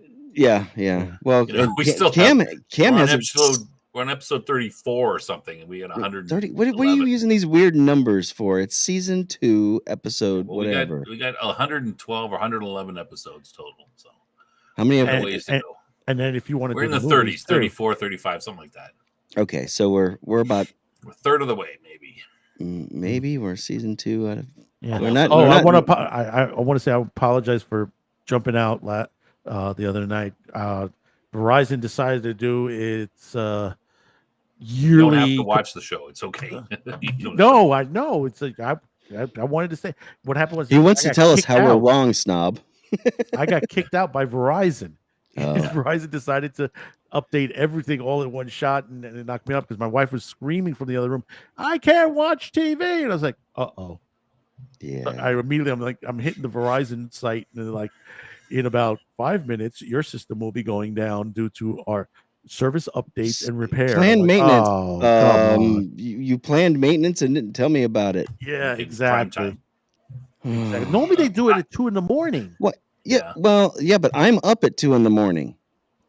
That's the problem. Sometimes I'm working at 2 a.m. Yeah, You this can't is just New York. We're up you that can't just late. you can't just kill my internet. I'm in rural Tennessee. I'm in between Knoxville and Chattanooga in the middle of nowhere. Close enough to be somewhere if I want to be, and far enough away that if you come up my driveway and I don't know you, lock and And then load, of course buddy. I'm in a partial dead zone for the phone until they Yeah. install the new my HOA. We were made a deal with what is it? I forgot which one it was. T-Mobile to put up antennas on top of the roof. Yeah. So basically, hopefully we'll get better. So y'all gonna service. have good service for the Yeah, for a because I would have change? been on my phone doing text on there, but it's like I'm in dead zones here. We had a deal with at Universal. They had a deal with for City Walk. This was in Orlando. I don't know whether it was AT&T or one of the networks or one of the big cell phone networks had struck a deal to put a tower, concealed, of course, on property, and so that was the only one that you could get perfect, 5 bars with. So, Crusade. I'm the only one here who has seen probably seen the entire Crusade series. I've not watched it yet. They messed up on that, and that's partially TNT's fault. Could have been a better series. It was okay, but talk about out of sequence. I don't know if you realized it. The only way you realize it is in the uniforms, the change in the uniforms from one episode to the next, and that's when you know they filmed out of order. To that point, there was one good episode of Crusade. There is one good episode. Was that a cartoon or was that a live action? No, live action. No, this was the it's a prequel, to right? Babylon 5. Is it a to sequel Babylon or prequel? 5. Okay. It was a sequel to Babylon 5. It was a continuation. It was they did it as a movie first with Bruce Boxleiter.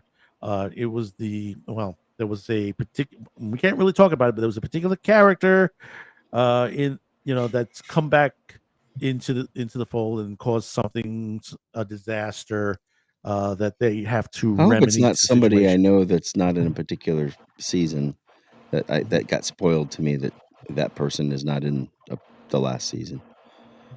I can't watch Crusade. Sorry. Yeah. Can't watch it yet. Can't watch it yet. I literally have not seen the episode after. Well, I've seen the first 2 or 3 minutes of the episode following the one we just did on Wednesday, and that's the only reason I know about merchandising. And I was because it stupid DVD player. Oh no, it is ahead of player. PB. It is ahead of its time. It is, but because it was shown out of sequence, it's just to the point. I mean, there's a couple, like I said, there's an episode that was really, really good in there. And I can't, because they haven't watched the rest of the Babylon 5. we can't say anything about them yet because it will give away everything, to that point. But it's a good cast, you know, and it could have been better. Yeah. Speaking of Bester, apparently he was in Knoxville not too long ago. Mm. He's doing a lot lately because I know that he's. I think they're working on a small like mini movie for YouTube or something. Still, Well, he's doing these. I mean, this is like one of those fan fests. I think this was Rocky Mountain Fan Fest or something like that, or Smoky Mountain Fan Fest or whatever. Not Rocky Mountain, Smoky Mountain Fan. Rockies are the other side of the country, Jeff. Duh.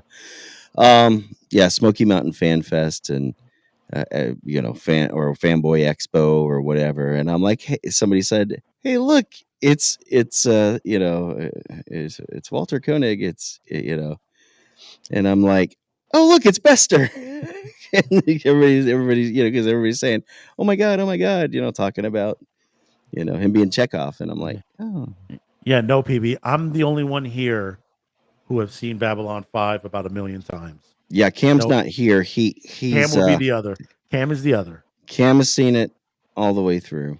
Yeah, several times. I've seen it. I've seen all the movies. I've seen the spinoffs. The only thing I haven't seen yet is the movie that they put out recently. That's the only one I haven't seen yet.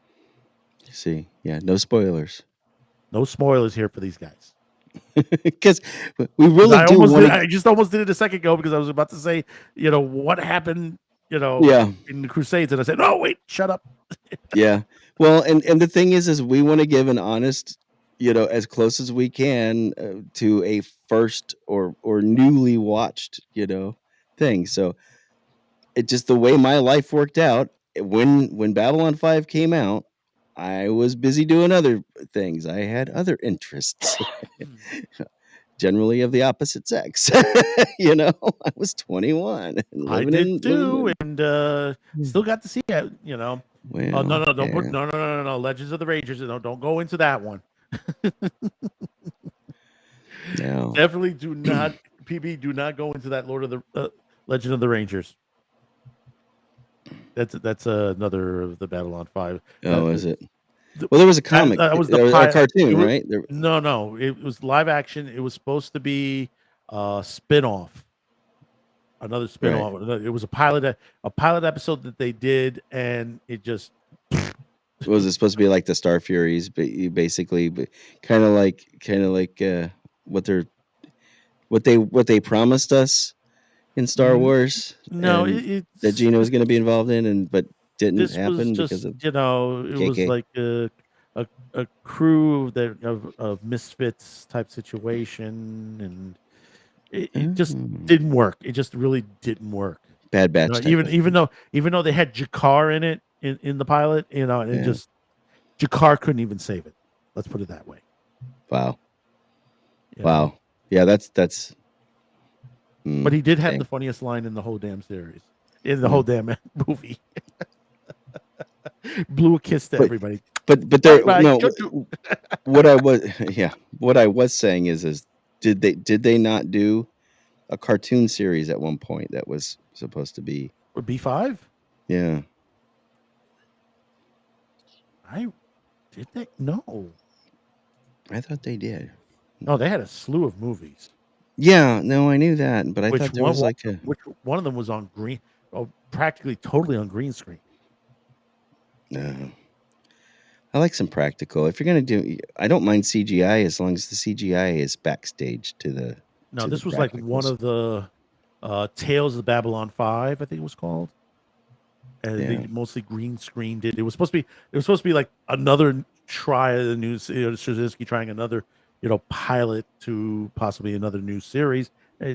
That didn't work either. It was trial and error with Straczynski with a lot of the spinoffs.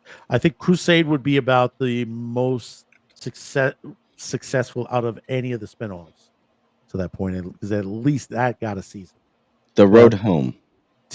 But TNT. The Road Home, Babylon 5, The Road Home is an animated movie. Oh, you're talking about the recent one. Okay. I thought you meant 2023. That one's been on TV. I haven't seen that one either. Yeah. When was it on TV? I can't watch it. It came out in 2023. I have it saved on my PVR. Oh, okay. It's gonna be like a year, 2 years before I can watch it. Did you say your PBR? PVR. Oh. I'm like peanut butter and ravioli? Personal video recorder. Is that what that means? I don't know. Sure. No, but the one if you guys want to start a short series, 7 days would be a good start. That was a good series. I saw that series. I liked that one. That was really good. The clock was ticking too every time. Yeah, exactly. Yeah, because they knew okay, this is going to happen at exactly this point in time. You have 7 days to fix it. Yeah, that was. Did you ever see that, Snob? What's that? 7 days. 7 days. No. What's Yeah, that? we Oh, Did we it's a talk good about it? site. We talked about it on Jason's channel. yeah. Yeah. 7 days is good. Yeah, Basically, it's time travel. It's it's basically time travel, but it's not. It's not What is it? It's way out there time to. So, say some sort of cataclysmic event happens. It's not a Babylon 5 thing. No. It's not a Babylon No, 5. no, Totally Right, so unrelated. you changed it. Yeah, we shifted gears. shifting gears. That's No, a good basically show. what it is, the Roswell aliens, right? The UFO and the Roswell. Well, basically they were able to reverse engineer the engine from the Roswell saucer, and basically they found out that the drive is literally a time drive, sort of. So that's how they travel. Mm. It's to shorten the length period to get to their destination. That's an interesting idea about how to get like a way of a warp drive. That's 'cause But even see, the thing about it is what the U.S. government is using it now for is literally trying to resolve a situation that has happened, that has occurred, and going back and fixing that problem. So it's almost like a quantum leap type situation, right, where what once But was wrong. But the thing about it is they it's only can within the travel past week. 7 days. Yeah. yeah. So you And only need to go 7 back 7 days, yeah. days. You have There's 7 a- days to get to The first 2 episodes alone are insane. The pilot episode is literally the president, the vice president, the Russian president are all murdered in the White House. A school nearby is gassed by this Russian separatist group, Yeah.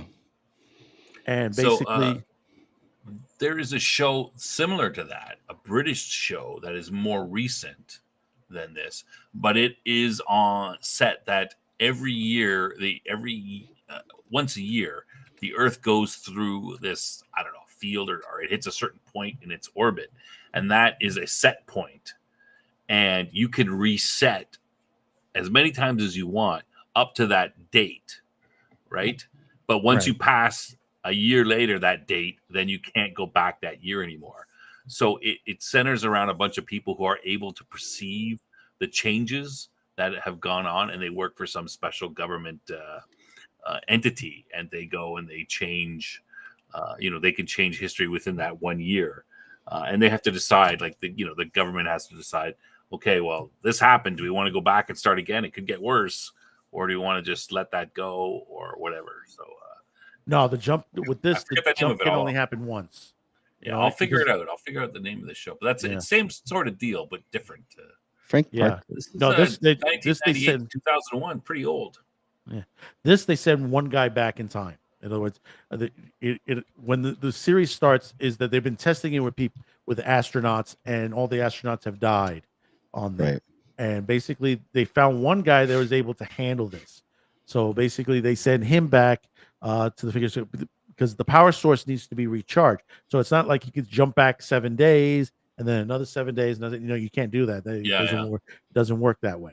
So he jumps back 7 days, and then what was it? Conundrum. His code name was Conundrum. Yeah. The funny part of the whole series is he has to call into the base, and he's like, "This is Conundrum." Well, because he doesn't he just like turn up somewhere?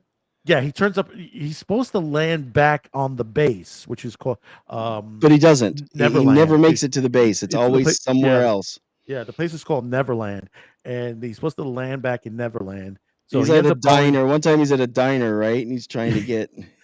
He's like, "This is Conundrum," and the girl the operator gets excited. He says, "Oh my God, it's Conundrum! Something's happened!" Especially that first episode, because they haven't realized in the past, because 7 days ago they haven't realized that they've launched the things, because nobody remembers anything to that point. Only the guy who's driving the ship. That's it. And he has to go back and figure it out. Second was- episode, they killed almost the entire planet. Some guy let some virus out and it kills most of the planet. I mean, he happened to be on an island, training on an island. It was a UPN show. Yeah, and it was a UPN show. And he was training on an island. They came to get him and they put him in like a suit so he wouldn't get infected. Took him back, and then he went back 7 days to try to stop this guy from unleashing, death on the planet. There are 66 episodes. No, I should do a show about time travel in TV and movies. Well, there's a time travel done right and a time travel done wrong. Yeah. I mean, the only way you can do time travel right is you have to put severe limits on it, right? You've got to have some sort of like this only going back 7 days, or this British show about once a year you can only go back for. Well, I mean, Quantum Leap worked. They did it really well, but when they tried to do the but Quantum Leap's not a pure time travel show. Well, no, there was NBC He's actually going into people's bodies, right? Well, they're swapping him. Yeah, they're swapping their consciousness, basically. Well, there was another time travel movie from NBC, more recent, similar to 7 Days, but they were able to travel back further. And they would literally get a costume period type dress so that they look like they fit in. They were always having to hide what was the name of the ship? There was a name for it, and then somebody stole it at some point. Yeah, and they had to go. They were hunting for the original ship that got stolen with the smaller ship or something, and I don't know. It kind of got it was just it got insane. It got too insane.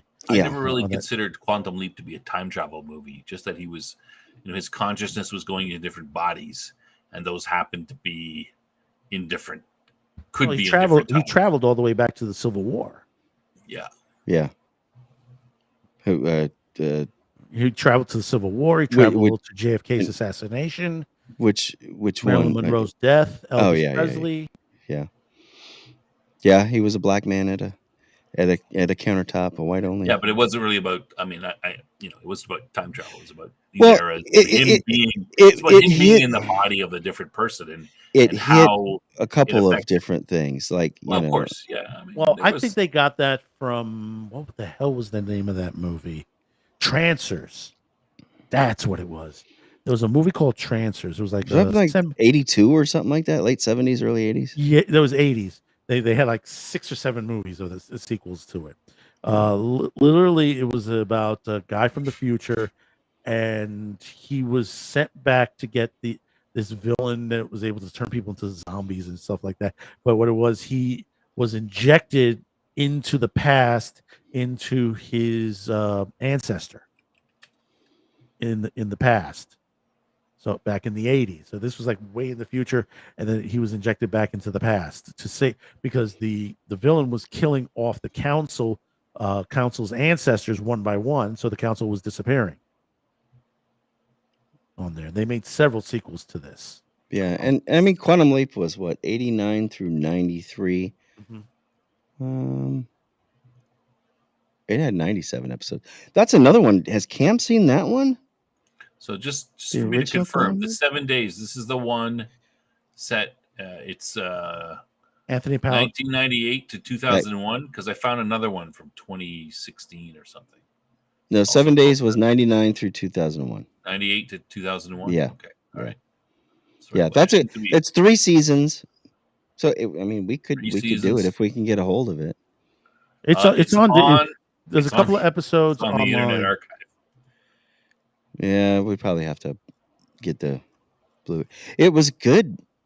It was 66 episodes. Yeah. So it's 3 full seasons.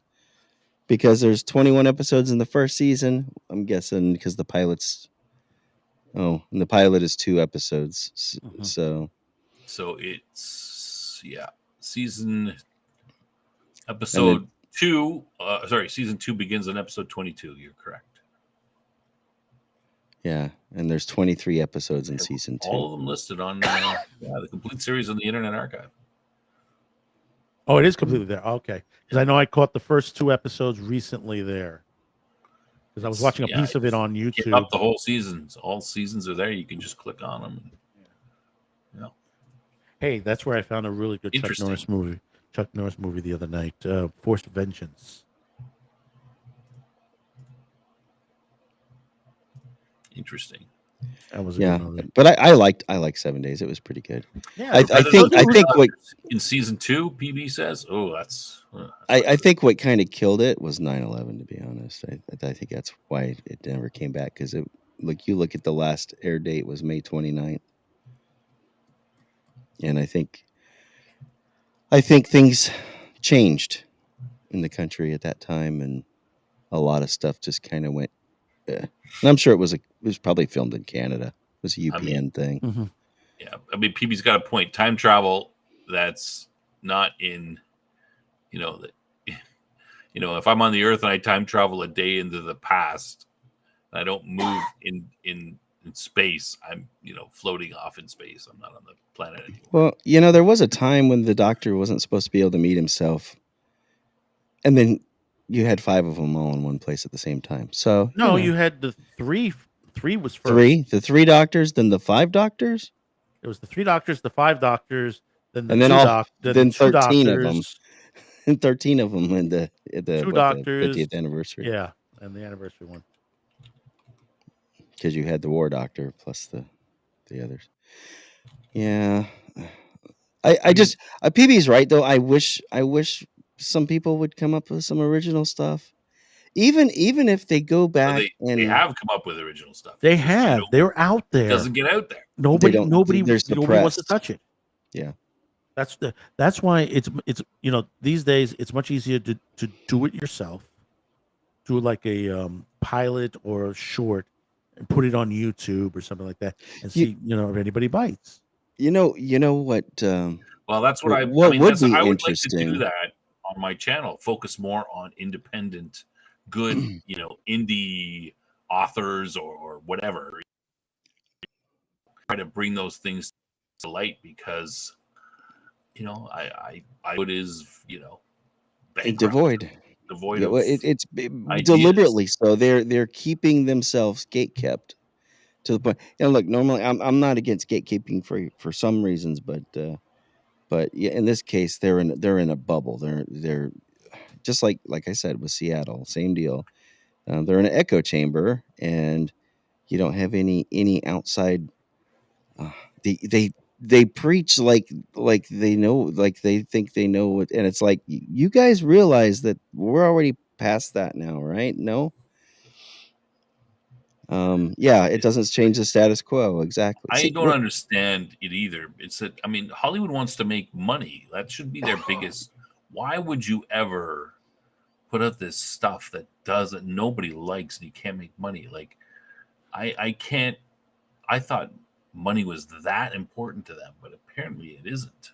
Well, no, because they're still putting out crap that nobody will watch. But it's you're right. The message. Yeah, but they've been doing it for 10 years. Like 10 years we've had the message. Yeah. Well, how long did the Hays Code last?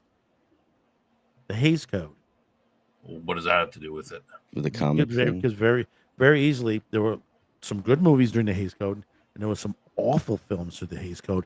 A lot of the directors couldn't do the work they do, and then you had the whole "you're a Russian" that situation, which changed the industry into there. Then the Hays Code got deposed, and the MPAA was born, and then we get into the 70s, and then suddenly we had a renaissance of movies and television. We had great stuff come out during that period. Well, I mean, I'm more talking about, why would Hollywood put out movies specifically that are not good? Like, let's say, because they've been given lists. Go back to the 80s and take any week in movies and go look at a standard movie multiplex 4 to 8 movie, and you'll look at the movies and you go, wow, those are all good movies. And I mean, they're not the best movies ever, but they're all good. And you could go in the 80s, you could go and see a movie, and all of them would be of a certain quality level. But now you go into movies, and they're just, the quality is, there are huge studios putting up the crappiest movie ever. because they've been given horrible. lists of There what are some they should good be stuff, putting and you can in. occasionally find them, Yeah. but it's a lot of garbage. I mean, not like those days. So why doesn't Hollywood? I mean, why would Hollywood make 5 seasons of Discovery, for example? It's a horrible show, and they knew it. Why would you make 5 seasons of that? Why would you keep making? Why does Star Trek keep making the same woke crap every time? And they know it's bad. The fans have been complaining about it for years. They still keep doing it. Why would you do that? They don't care about the fans. They're looking at the overall audience. They're trying to attract a modern audience that doesn't exist, but they're trying to attract. Exactly. It's see, made for the modern era. PB has given me the answer that I thought that ESG, he would, which is the one ESG. That's the answer I hear. Yeah. I don't believe it's a lot of that. ESG loans. These studios have been given lists of you got to have this, you got to have that, you have to hire of this color, you have to put in LGBTQ, you got to, and that basically hinders. And you got to hire 19 writers. Yeah, you got to hire 19 writers. 3 as people. we were talking before. You're hiring a stupid amount of writers that can be done with literally half of the staff that they do. And the thing about it is that the creativity is not there. I mean, Tarantino has said this, and that's why he's leaving, Hollywood, is because he says the art is gone. It's just basically politics. I've heard about, PB's. Yeah, I've seen that. ESG loans controlled by BlackRock, State Street, and Vanguard. Exactly. I've heard that and the thing about it I just find it hard to believe it's such a pat. These 3 guys can come out and control everything by simply just like, okay, well, I'm going to give you a loan. I mean, do all the Hollywood studios need loans to operate? Don't they make enough money? It's not only the loans, it's also the tax breaks. Also, not in the U.S., overseas. Yeah, well, I think it was. There's some in the U.S., isn't there? Well, no, they get U.S., but they make a lot more overseas. They get the breaks in China, they get the breaks in the United Kingdom. They get, it's, they said that's China doesn't want. They don't care about ESG. They want certain other things but they get a lot of money out of it. Yeah. That's the money that comes into Hollywood. They're not care. A lot of these guys that are working there don't care what they put on the screen, as long as it fills their pockets. But my point is, it's not filling its pockets with the audience. Maybe it's maybe they don't care because, like PB says, that's the only conclusion that you can come to, is that someone else is paying for it, right? They're making money. They're not making it on the audience watching it because nobody likes it. No, they're making it on. What they must be making the money somewhere else. Exactly. They'll cow tip. They'll bend the knee to all the radicals and stuff like that, and still make their money, and they don't care what's put up on that screen.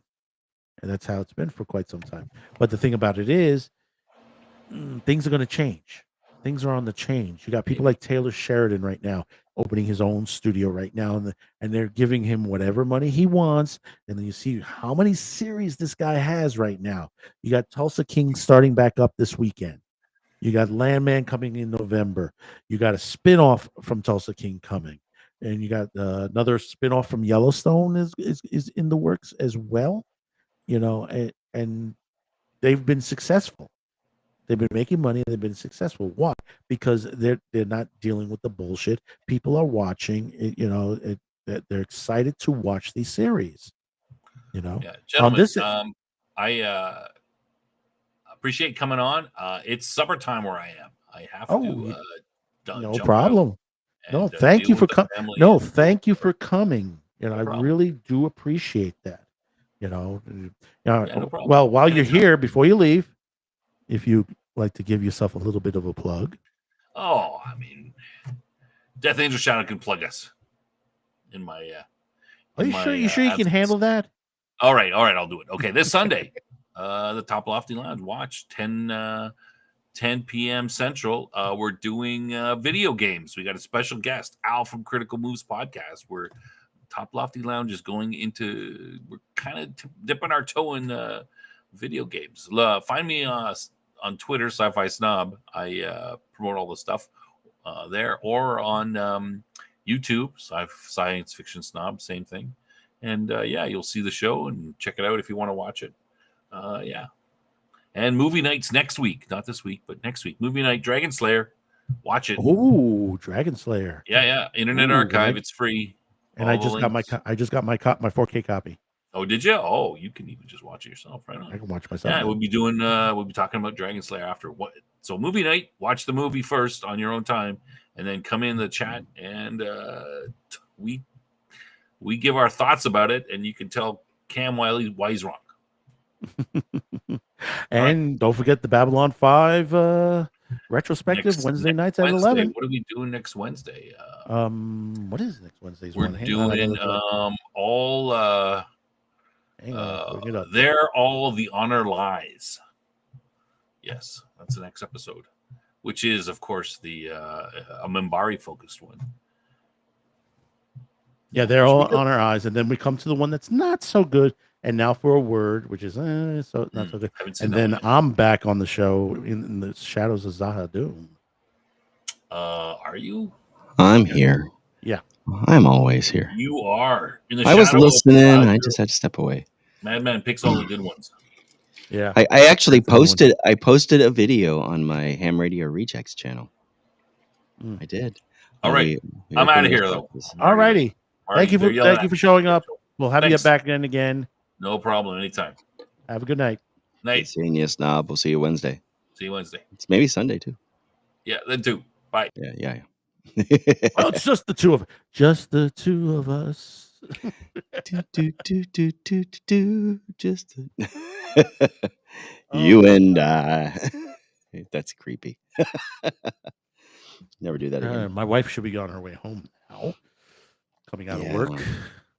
That long bus ride that she has to take, which is just insane.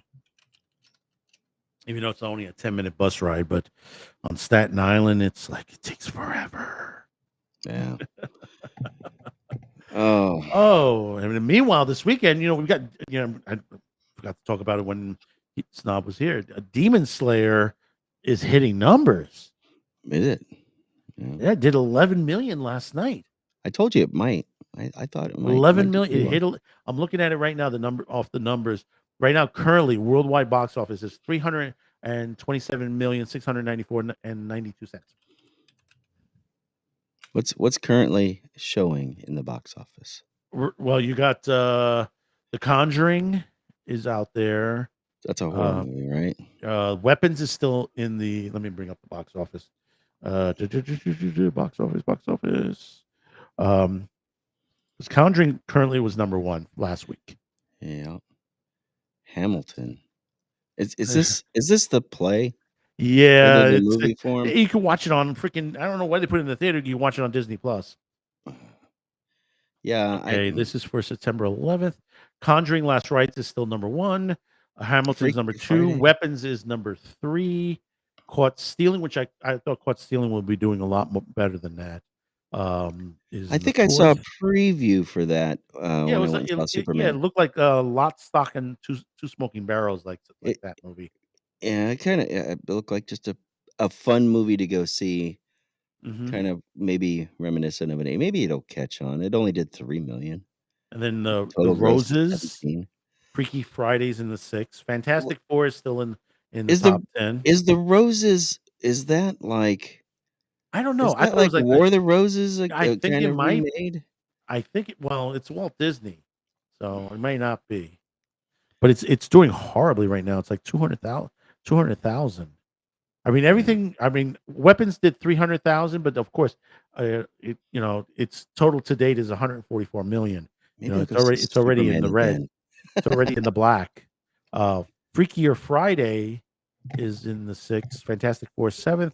The Bad Guys, which is a kids one, that's in the 8th position.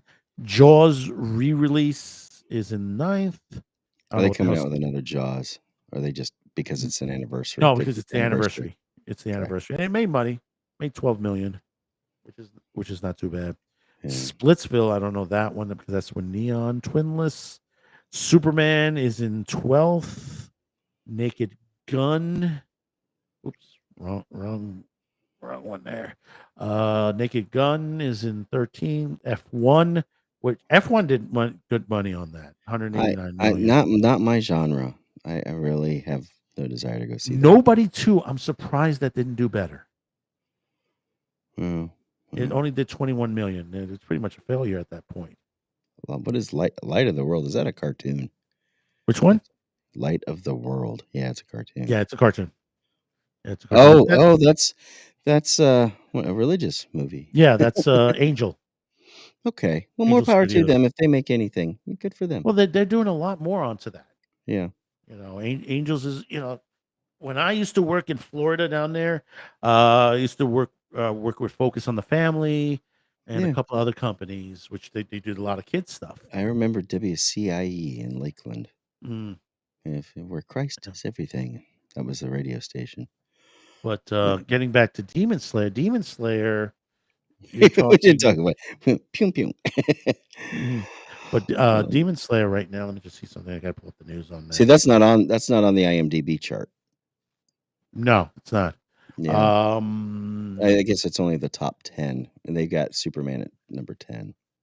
Yeah, they're basically it's going to break records. It's literally it's going to break Pokemon. Yeah. It's going to break the Pokemon record, which that's like freaking 2 decades ago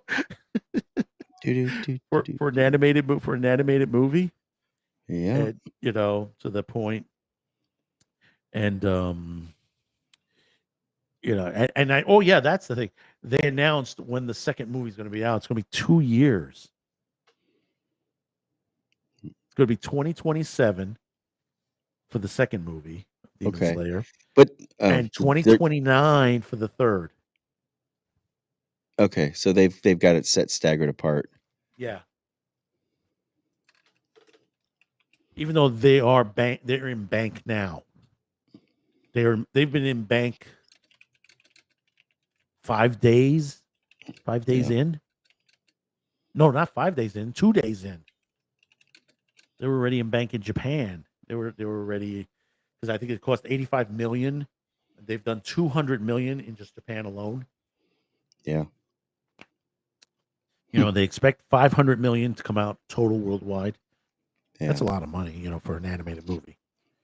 Oh yeah. Well, if it does 100 million, people are going to be thinking twice for distribution. I hope. Think about movies like Shrek and stuff like that. They're doing another Shrek. Did really well. Yeah. No, but I'm talking about the original. It's kind of like, took things by storm.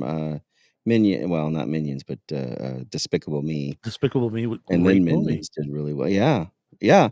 And that's the thing. If you can do, what I took my wife to see when like right after her mother had passed away, we went and saw that Disney movie, probably the last good Disney movie, the one with all the emotions. Gosh darn it, I got the CRS going again. I'm gonna have to start taking that whatever it is my wife likes to take that helps you remember. Let me see. Inside Out. There we go. Inside Out. Yeah. Yeah. I didn't get into that. Coco was okay. Coco was all right. They want to make a sequel to that. They had to throw in the alphabet crowd into it, but whatever. Remember the ghost or whatever. Whatever. You mean remember me? Yeah. Have you seen in the and it's going on right now again. I don't know if they're doing it again this year, with that character, but the Halloween nights at Disneyland that they have like all the characters, like all the villain characters, Hercules, the villain from Hercules and Nightmare Before Christmas and all that. They have them on stage, and then they have the villain from Coco. And he's sitting there singing, "Remember me before you go to dance. Remember me." I fortunately never went to Disney's very, very unscary Halloween thing. You can see it online. It is Yeah, no, no, online. no. I'm talking about like so the theme parks always do theme stuff. Right now, of course, Universal has rolled out Halloween Horror Nights, and that's going to run. Well, I think They got some good one this year. They got HHN Terrific. HHN is always now Halloween Horror Nights is not geared for kids. No, it's Um, not. as somebody who worked it, and we would warn people, but they would still, They're still you bringing their know. kids. So you had it was a separate ticketed event, and but Well, there was a that's the holding reason why area they for separate people. ticketed. Yeah, yeah, they separate ticket it, but you could buy a ticket for both, and then they had like a little holding area, little holding pen where they would used to be fun. We'd see all the tourists that were sticking around for HHN because they had the tickets. And yes, occasionally you'd see kids that you're like, don't belong there. Yeah, I know. I've seen a Yeah, couple that they were like kids were running up. Oh, look, it's Megan! It's Megan! And Megan pulls out a knife.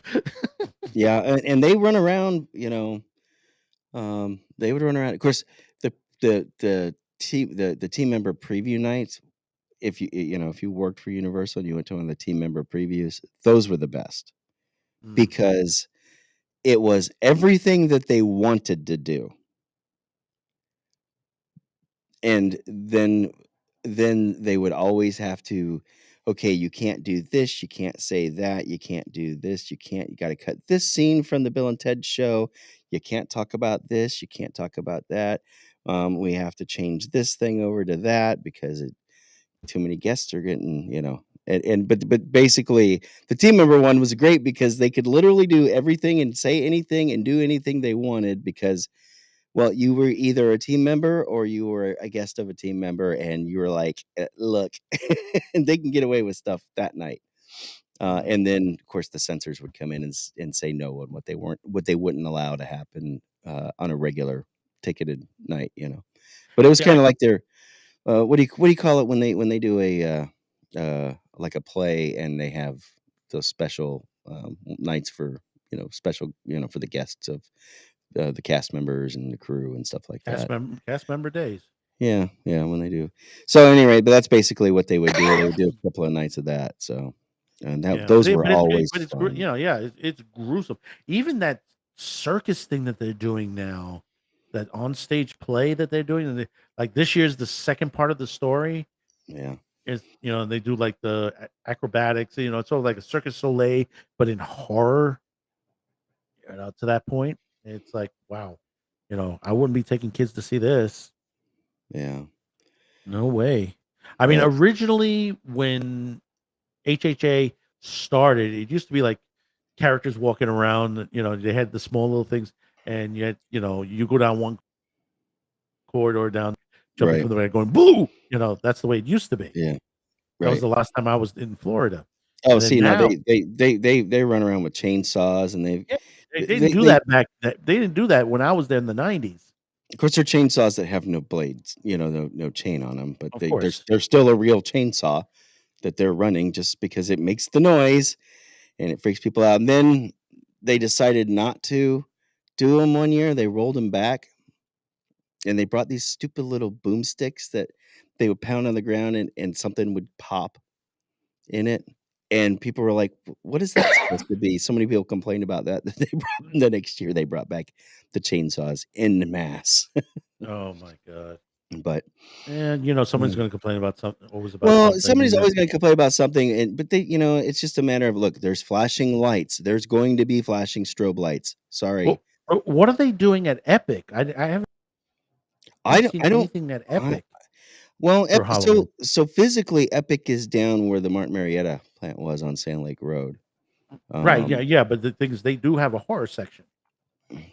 they They do. have They moved the Munsters there because Munsters Cafe and all that. Now they flipped that over and it became part of the Minions, Despicable Me type part. That whole section got re-themed Mhm. because they turned the Jimmy Neutron ride into Despicable Me Yeah, and stuff well, like and that. So before that, it used to be the Hanna-Barbera. right, right.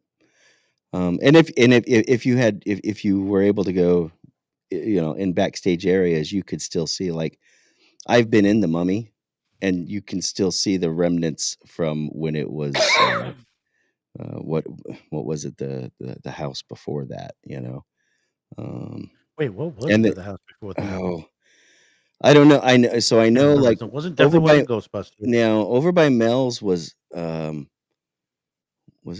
it Amityville, or no? It was Bates Motel. No, No, no, what was it? no, it wasn't Bates Hmm, Motel. I don't remember what the hell was it. Was it that Atlantis thing that they had? no, no, that was over in Islands of Adventure. Oh, okay.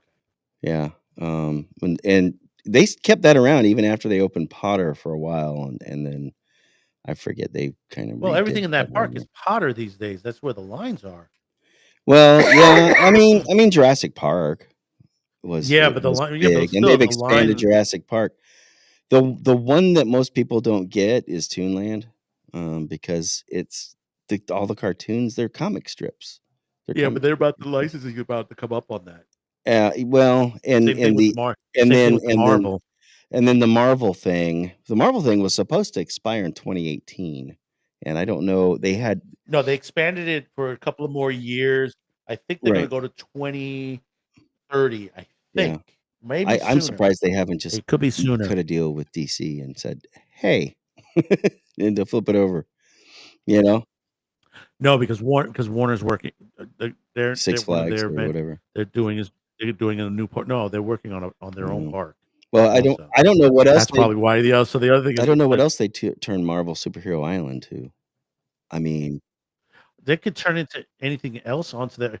I mean, right I now mean, with Epic, Epic's gonna get an expansion yeah, but well, already. and if they can get guests over to Epic and, and they can retheme, 'cause remember, Potter is at 3 parks now. It's at all 3 parks. Yeah, I know. It was brilliant what they did at Epic, the way they built what they call it, the Yeah. pre-show. The thing I always That wondered the is line, if the lines come in like when they put the actual train through, that's when I left Universal, is when they were building the train. Somewhere I oh, had footage of it before it opened, where you could see the track up there, and the trains were sitting in the parking lot next to the sound stage. The sound stages, which are used for Halloween Horror Nights too, by the way.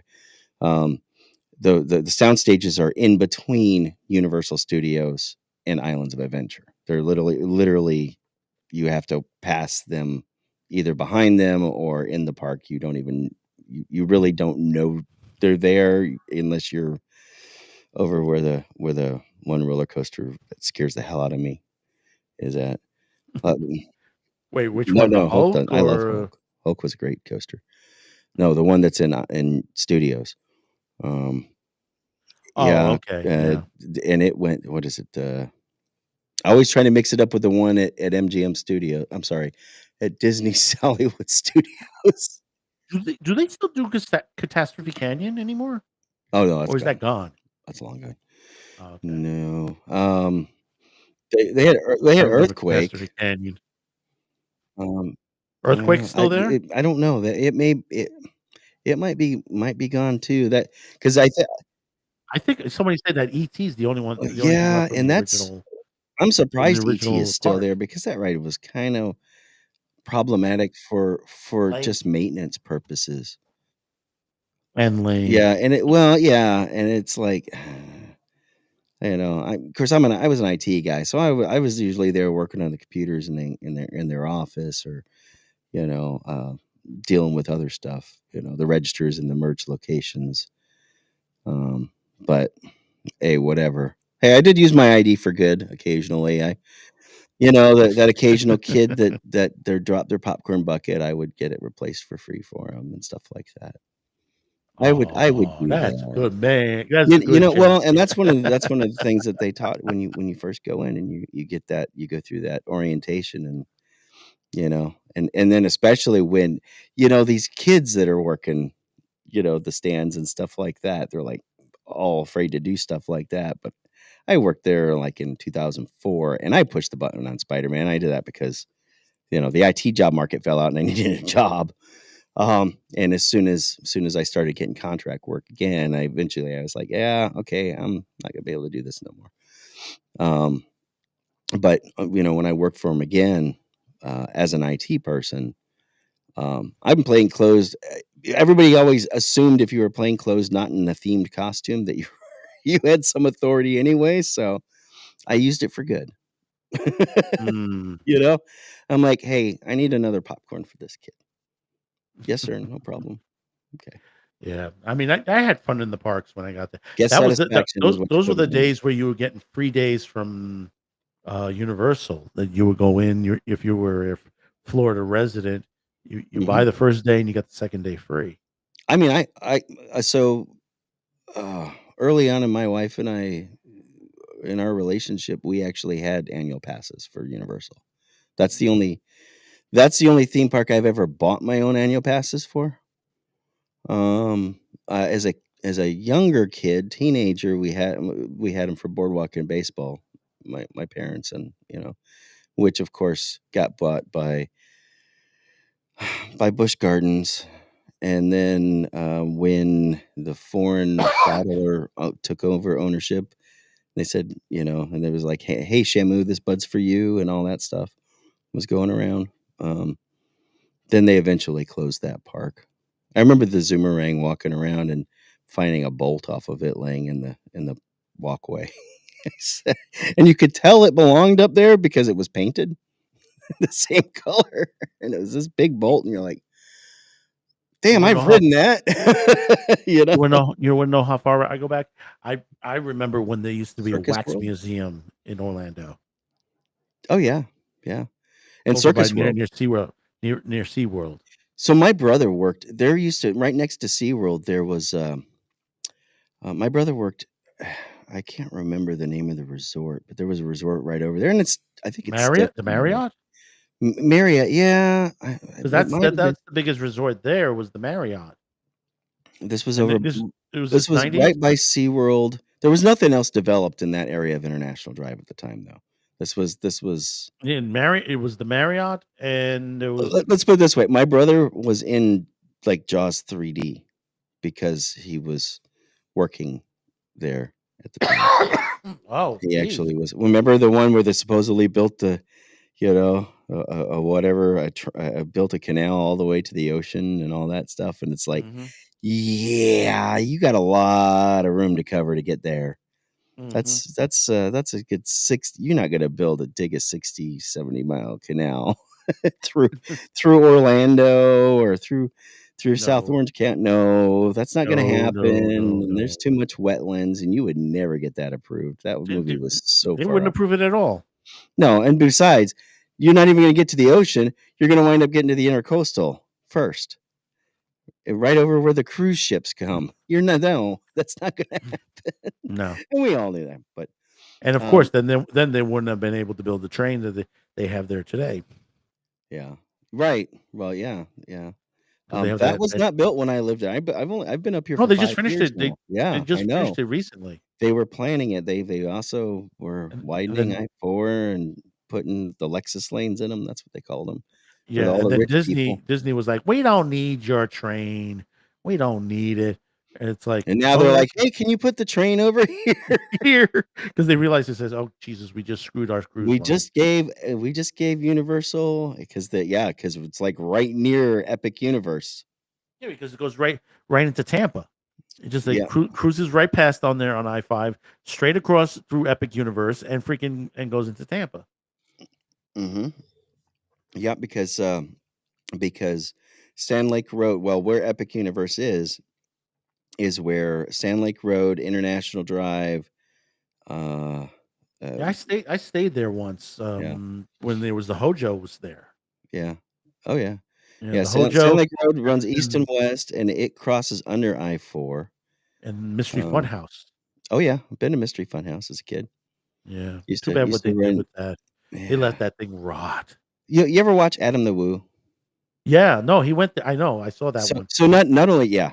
So get this, right? So his parents lived in the town that I moved from. Oh, really? Yeah, yeah. The last town I lived in, his parents lived there.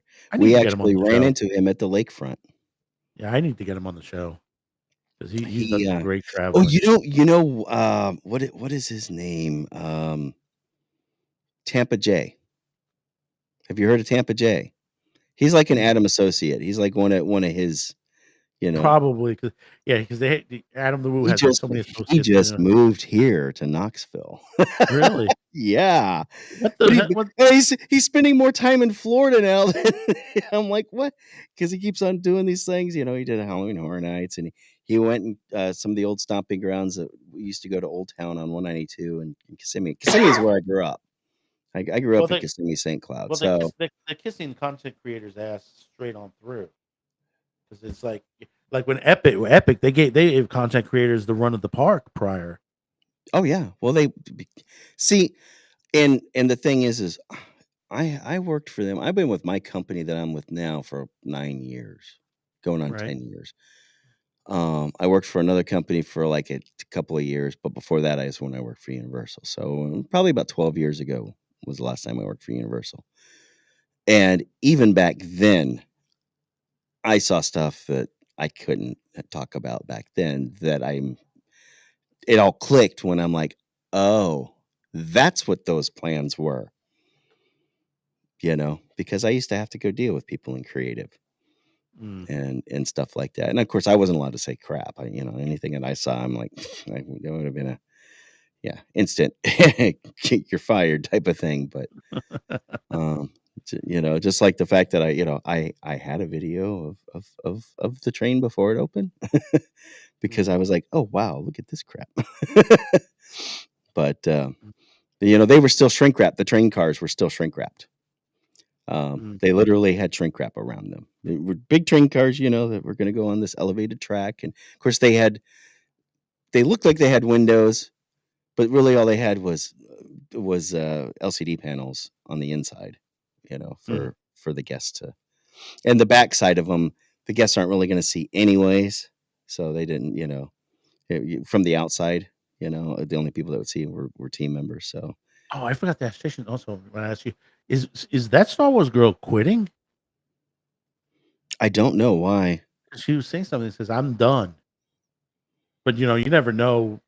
Freaking on content creators because they say I'm finished, or my I think channel's under attack. Yeah, I don't know if she's done or if she's done with the crap. I saw something. I think I saw a post Well, on she X. had a kid, so Yeah, I'm surprised she didn't take a long time doesn't off. she live like? Doesn't she live like in? Isn't she like in Mexico City or something? No, that's oh God, what's her name? Because the other one, the Asian girl, God, I can't. X-Ray Ghoul. X-Ray X-ray girl. Ghoul. She lives in Canada. She lives in Canada, but I'm surprised they haven't moved into the U.S. I'm trying to remember the other girl. She's married There's too, I think, right? I I don't know don't if know if she's she got a kid. I don't married. think I she don't was know if she married. married. I thought I What's saw his something about name? it. I mean, Yeah, congratulations to him. More power to him. yeah. You know. I don't know if they got married or anything to that nature, but I know that Star Wars girl. She got married, and I think Yeah. she's in a lawsuit on that one too. Is what they did On, to her cake. oh, that happened too. There's a local, semi-local YouTuber here. Great show. If you like any of the tow truck type stuff, Yeah, I know who you're talking about. I'm talking about Jeff from Jeff, Everything Jeff Autos. I Autos. have yet to Yeah. meet him, but I go over there every now and again to the Pigeon Forge area. I hate driving in Gatlinburg. I get flashbacks in Pigeon Forge because growing up in If you Kissimmee. ever talk to him, Mhm. arrange it, then we can do a show together. Okay, I'll see. He's a small business, so he He does. would, I guarantee, he would have a ton of great stories. Oh, I'll bet.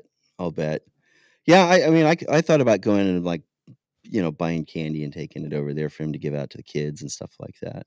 Yeah, Just because because I'm seeing a his good show. guy, really, I am. Just I may go by Death Angel's Yeah, shadow, but because I'm because not he the guy he's taking you. I'm just the shadow of.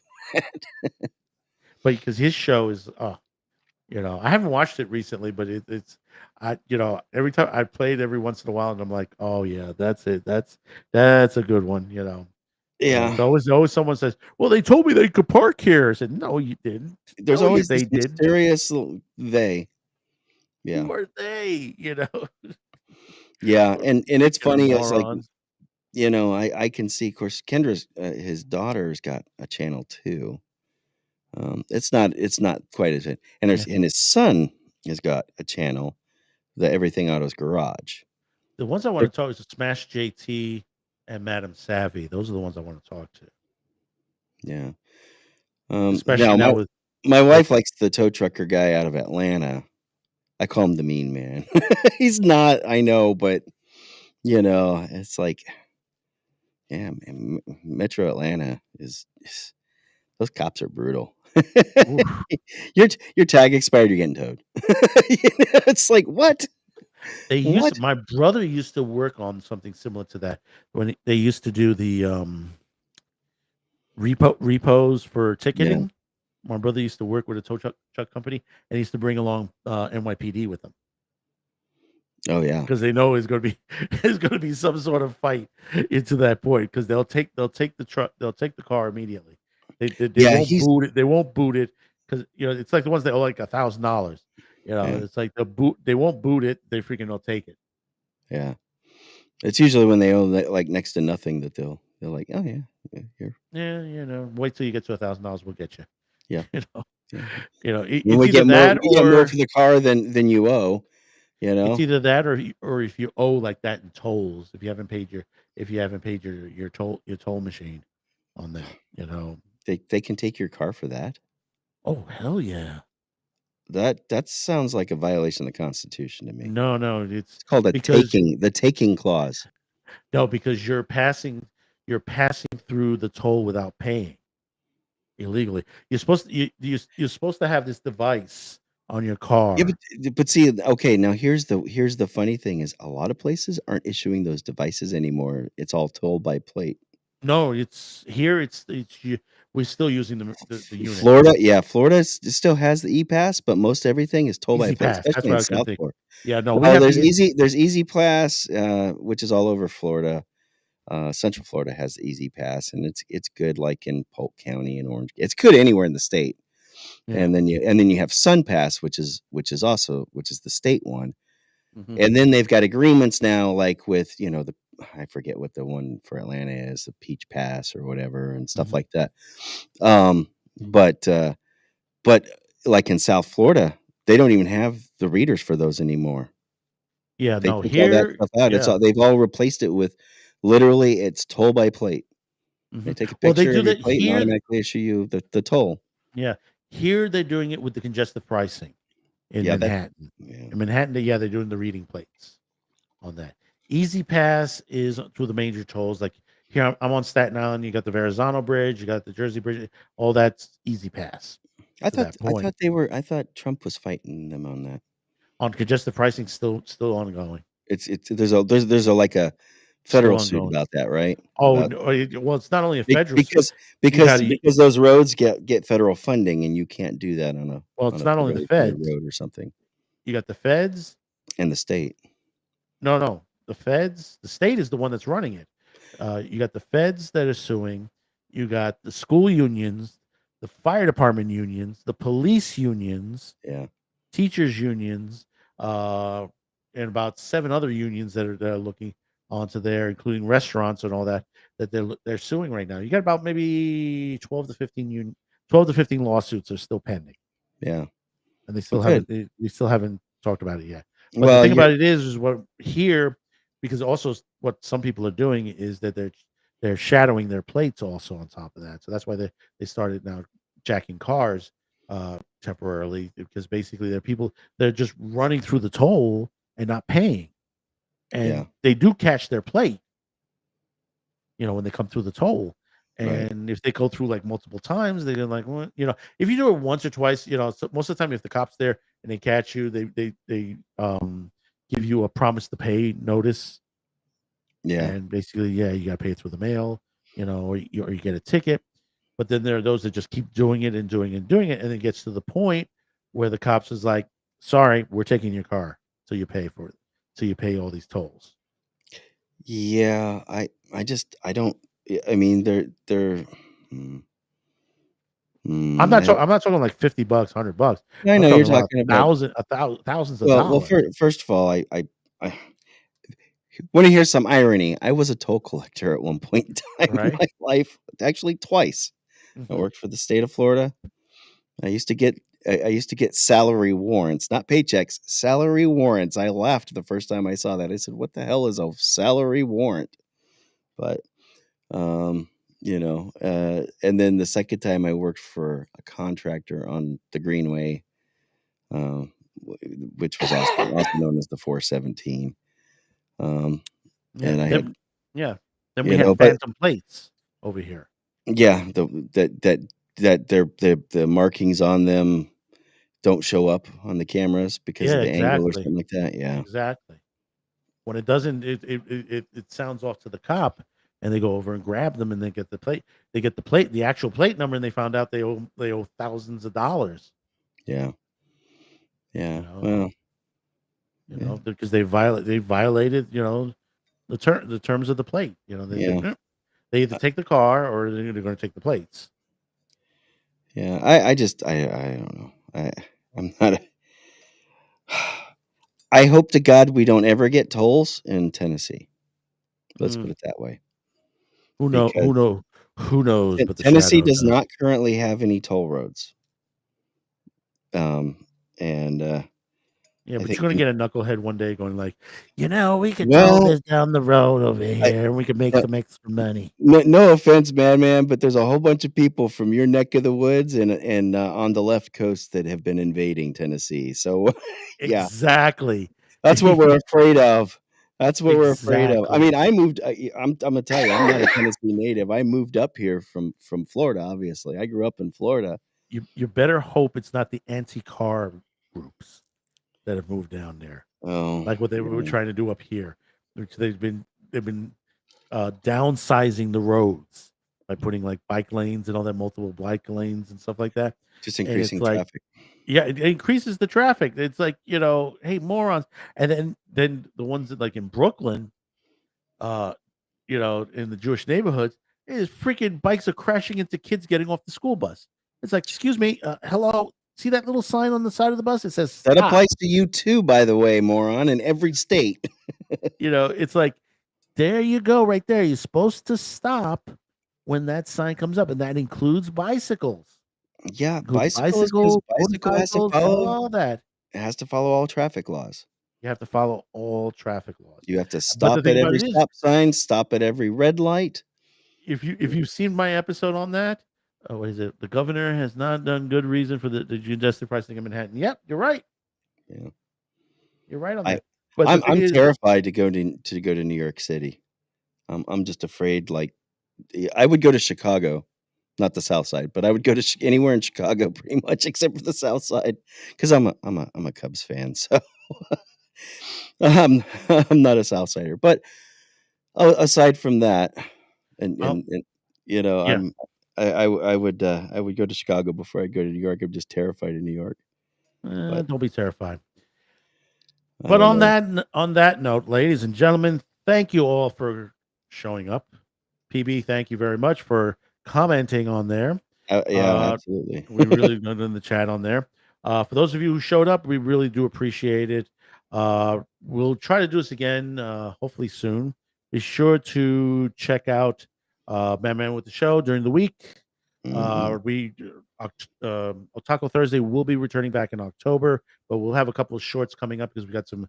There's some news stories that we want to cover prior to the season premiere of Taco Thursday. But we got some great stories next week. Do check it out.